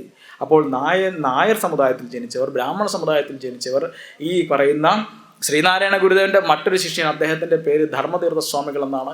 ധർമ്മതീർത്ഥ സ്വാമികൾ അദ്ദേഹത്തിൻ്റെ ഇന്നിപ്പോൾ സ്വാമി അസ്പർശാനന്ദ സമാധിയായ ദിവസമാണ്. അസ്പർശാനന്ദ സ്വാമിയുടെ സമാധി ഇന്നിപ്പോൾ മുഹമ്മദിൽ നിന്ന് അദ്ദേഹത്തിൻ്റെ മൃതശരീരം ശിവഗിരിയിലേക്ക് കൊണ്ടുപോവുകയും അവിടെ സംസ്കരിക്കുകയും ചെയ്തു എന്നാണ് ഞാൻ അറിഞ്ഞത്. അപ്പോൾ നിങ്ങൾക്ക് തോന്നുകയാണ് ശ്രീനാരായണ ഗുരുദേവൻ്റെ ഒപ്പം പ്രവർത്തിച്ച വളരെ പ്രധാനപ്പെട്ട സന്യാസീഷനായിരുന്ന ധർമ്മതീർത്ഥ സ്വാമികളുടെ സമാധി ഒന്ന് കണ്ടു കളയാമെന്ന് തോന്നിയാൽ നിങ്ങൾക്ക് ആ സമാധി കാണണമെങ്കിൽ തിരുവനന്തപുരത്തുള്ള CSI പള്ളിയിൽ പോകണം. കാരണം അദ്ദേഹം അവസാന കാലത്ത് ഹിന്ദുമതം ഉപേക്ഷിക്കുകയും അദ്ദേഹം ക്രിസ്തു മതം സ്വീകരിക്കുകയും ചെയ്യുകയും അദ്ദേഹത്തിൻ്റെ പേര് ആ കല്ലറയിൽ എഴുതി വെച്ചിട്ടുള്ളത് സ്വാമി ജോൺ ധർമ്മതീർത്ഥ എന്നാണ്. അദ്ദേഹം പറഞ്ഞു, ഞാൻ മതവിശ്വാസമാണ് മാറിയത്, ഗുരുവിശ്വാസം മാറിയിട്ടില്ല, എൻ്റെ ഗുരു ഇപ്പോഴും ശ്രീനാരായണ ഗുരു തന്നെയാണ് എന്ന് പറഞ്ഞ ശ്രീ ധർമ്മതീർത്ഥ സ്വാമികളുടെ ജോൺ ധർമ്മതീർത്ഥരുടെ സമാധി നിങ്ങൾക്ക് ശിവഗിരി തീർത്ഥാടനത്തിനൊക്കെ വരുന്ന ധാരാളം പേര് ആ പള്ളിയിൽ പോകുന്നു ഞാൻ കണ്ടിട്ടുണ്ട്, അവിടെ ഈ ധർമ്മതീർത്ഥ സ്വാമികളുടെ സമാധി കാണാനായിട്ട്. അതുപോലെ ഏണസ്റ്റ് കർക്ക് എന്ന് പറയുന്ന ആ യൂറോപ്യനായ വ്യക്തിക്ക് ശ്രീനാരായണ ഗുരു സന്യാസം കൊടുക്കുന്നത് എല്ലാവർക്കും കാഷായ വസ്ത്രം സന്യാസ വസ്ത്രമായി കൊടുക്കുമ്പോൾ അദ്ദേഹത്തിന് കൊടുക്കുന്ന ഒരു കോട്ടും ടൈയുമാണ്. അപ്പോൾ ഇത്തരത്തിൽ വ്യത്യസ്തങ്ങളായ ജാതി മത പരിഗണനകളോ സമുദായ പരിഗണനകളോ ഇല്ലാതെ അതിൻ്റെ എല്ലാ അതിർവരമ്പുകളെ ഭേദിച്ചുകൊണ്ട് എല്ലാ മതങ്ങളുടെയും സാരം ഒന്ന് തന്നെയെന്ന് മനസ്സിലാക്കി ഒരു പുതിയ ലോകവീക്ഷണം ഈ ലോകത്തിനായി പ്രദാനം ചെയ്ത ഗുരുവിൻ്റെ ആളുകളാണ് നമ്മളെല്ലാവരും എന്ന് നമുക്കറിയാം. അപ്പോൾ ശ്രീനാരായണ ഗുരു എൻ്റെ ദൈവമാണ് എന്ന് പറയുന്നവർ, ശ്രീനാരായണ ഗുരു എൻ്റെ ആത്മീയ ആചാര്യനാണ് എന്ന് പറയുന്നവർ, ശ്രീനാരായണ ഗുരുവിനെ ദൈവമായോ ആത്മീയാചാര്യനായോ ഒന്നും കാണുന്നില്ല, മറിച്ച് ശ്രീനാരായണ ഗുരു എൻ്റെ നായകനാണ് എന്ന് കാണുന്നവർ, ശ്രീനാരായണ ഗുരു എൻ്റെ വഴിവിളക്കാണെന്ന് കാണുന്നവർ, അങ്ങനെയൊക്കെയുള്ള വ്യത്യസ്തങ്ങളായ ആളുകൾ എൻ്റെ മുമ്പിൽ ഇരിക്കുന്നുണ്ടായിരിക്കാം. പക്ഷേ നമുക്ക് എല്ലാവർക്കും പൊതുപ്പേരായി ശ്രീനാരായണീയർ എന്ന് പറയാം. ഞാനൊരു ശ്രീനാരായണീയനാണ് എന്ന് പറയാനുള്ള അടിസ്ഥാന യോഗ്യത എന്ന് പറയുന്നത് നമ്മൾ അപരമത വിദ്വേഷം ഇല്ലാതിരിക്കുക എന്നുള്ളതാണ്, അപരനോട് വിദ്വേഷം ഇല്ലാതിരിക്കുക എന്നുള്ളതാണ്. അപ്പോൾ ഗുരു പറയുന്നുണ്ട്, അപരനു വേണ്ടി അഹർനിശം പ്രയത്നം കൃപണത വിട്ട് കൃപാലു ചെയ്തിരുന്നു എന്ന് ഗുരു പറയുന്നുണ്ട്. അപ്പോൾ നമ്മളെ സംബന്ധിച്ചിടത്തോളം നമ്മുടെ നിലപാട് എന്ന് പറയുന്നത് അവൻ ഇവൻ എന്നറിയുന്നതൊക്കെ ഓർത്താൽ അവനിൽ ആദിമമായൊരു ആത്മരൂപം, അവൻ ഇവൻ എന്നറിയുന്നതൊക്കെ ഓർത്താൽ അവനിൽ ആദിമമായൊരു ആത്മരൂപം. അതുകൊണ്ട് തന്നെ അവനവൻ ആത്മസുഖത്തിനാചരിക്കുന്നവ അപരന് സുഖത്തിനായി വരേണം എന്ന് ഗുരു പറഞ്ഞു. അതുകൊണ്ട് തന്നെ നമ്മളെ സംബന്ധിച്ചിടത്തോളം ജാതിയുടെ ഒത്തുചേർന്ന മതത്തിൻ്റെ കലഹങ്ങൾ, ഗുരു പറയുന്ന ഒരു കാര്യമുണ്ട്, മാ കൃത കസ്യ സിദ്ധനം എന്ന ഈശാവാസ്യ ഉപനിഷത്തിലെ വരി ഗുരു ഇങ്ങനെയാണ് തർജ്ജമ ചെയ്തത്, ആശിക്കരുത് ആരുടെയും ധനം. അന്യൻ്റെ ഒരു വസ്തു നമ്മൾ ആശിക്കാൻ പാടില്ലെന്ന് ഗുരു പറയുന്നുണ്ട്. നാം മനസ്സിലാക്കേണ്ട കാര്യം, ശ്രീനാരായണ ഗുരു നമ്മളോട് പറയുന്നത് നമ്മൾ ചെയ്യുന്ന ഒരു പ്രവൃത്തി അന്യനായ ഒരാളെ, ഇതരനായ ഒരാളെ വേദനിപ്പിക്കുന്നതോ അവരെ നശിപ്പിക്കുന്നതോ ഒന്നും ആകരുത് എന്ന് ഗുരു നമ്മളെ പഠിപ്പിച്ച നമ്മളാണ് ഇപ്പോൾ യാതൊരു തെളിവുകളുമില്ലാതെ ഏതോ ഒരു കഥയുടെ പേരിൽ ഈ ദൈവങ്ങളെല്ലാം എവിടെയാണ് ജനിച്ചത്? ഞാൻ നിങ്ങളോട് പറയുകയാണ്, നിങ്ങൾക്ക് എല്ലാവർക്കും അറിയാം, നിങ്ങൾ സുബ്രഹ്മണ്യൻ്റെ ഭക്തരാണല്ലോ. ഞാൻ 5 മിനിറ്റ് കൊണ്ട് അവസാനിപ്പിക്കുകയാണ്. ഈ സുബ്രഹ്മണ്യ സ്വാമിയുടെ ജന്മത്തെപ്പറ്റി നിങ്ങൾക്ക് കഥകൾ അറിയാമോ? സുബ്രഹ്മണ്യൻ എങ്ങനെ ജനിച്ചു എന്നുള്ള കഥ നിങ്ങളോട് ശാന്തിക്കാർ പറഞ്ഞു തന്നിട്ടായിരിക്കും, ഇല്ലേ? സ്കന്ദപുരാണം എന്ന് പറയുന്ന ഒരു പുസ്തകമുണ്ട്. സ്കന്ദപുരാണം എന്ന് പറയുന്നത് സുബ്രഹ്മണ്യൻ്റെ കഥകൾ വിവരിക്കുന്ന ഒരു പുരാണം. ആ പുരാണം ഞാൻ വന്ന വണ്ടിയുടെ ബാക്ക് സീറ്റിൽ ഇരിക്കുന്നുണ്ട്. ഞങ്ങൾ ഒരിക്കൽ 2014 സംസ്കൃത സർവകലാശാലയുടെ തൊട്ടടുത്തുള്ള കാലടി ഗ്രാമത്തിലെ SNDP ലൈബ്രറിയുമായി ബന്ധപ്പെട്ട് 18 പുരാണങ്ങളും ചരിത്രപരമായി എങ്ങനെയാണ് പ്രവർത്തിക്കുന്നതെന്ന് മനസ്സിലാക്കുന്ന ഒരു സെമിനാർ സംഘടിപ്പിച്ചു. അത് ഞാൻ അന്ന് സ്കന്ദപുരാണം എന്ന് പറഞ്ഞ പുരാണമാണ് അവതരിപ്പിച്ചത്. നിങ്ങൾ മനസ്സിലാക്കേണ്ട കാര്യം, ഈ സുബ്രഹ്മണ്യ സ്വാമി എങ്ങനെ ജനിച്ചു എന്നുള്ളതിനെ പറ്റി വ്യത്യസ്തങ്ങളായ കഥകൾ ഈ സ്കന്ദപുരാണം എന്ന് പറഞ്ഞ ഒറ്റ പുസ്തകത്തിലുണ്ട്. പല പുസ്തകങ്ങൾ പല കഥകളാണ് എന്നല്ല ഞാൻ പറയുന്നത്. ഒരൊറ്റ പുസ്തകത്തിൽ തന്നെ നിരവധി കഥകളുണ്ട്.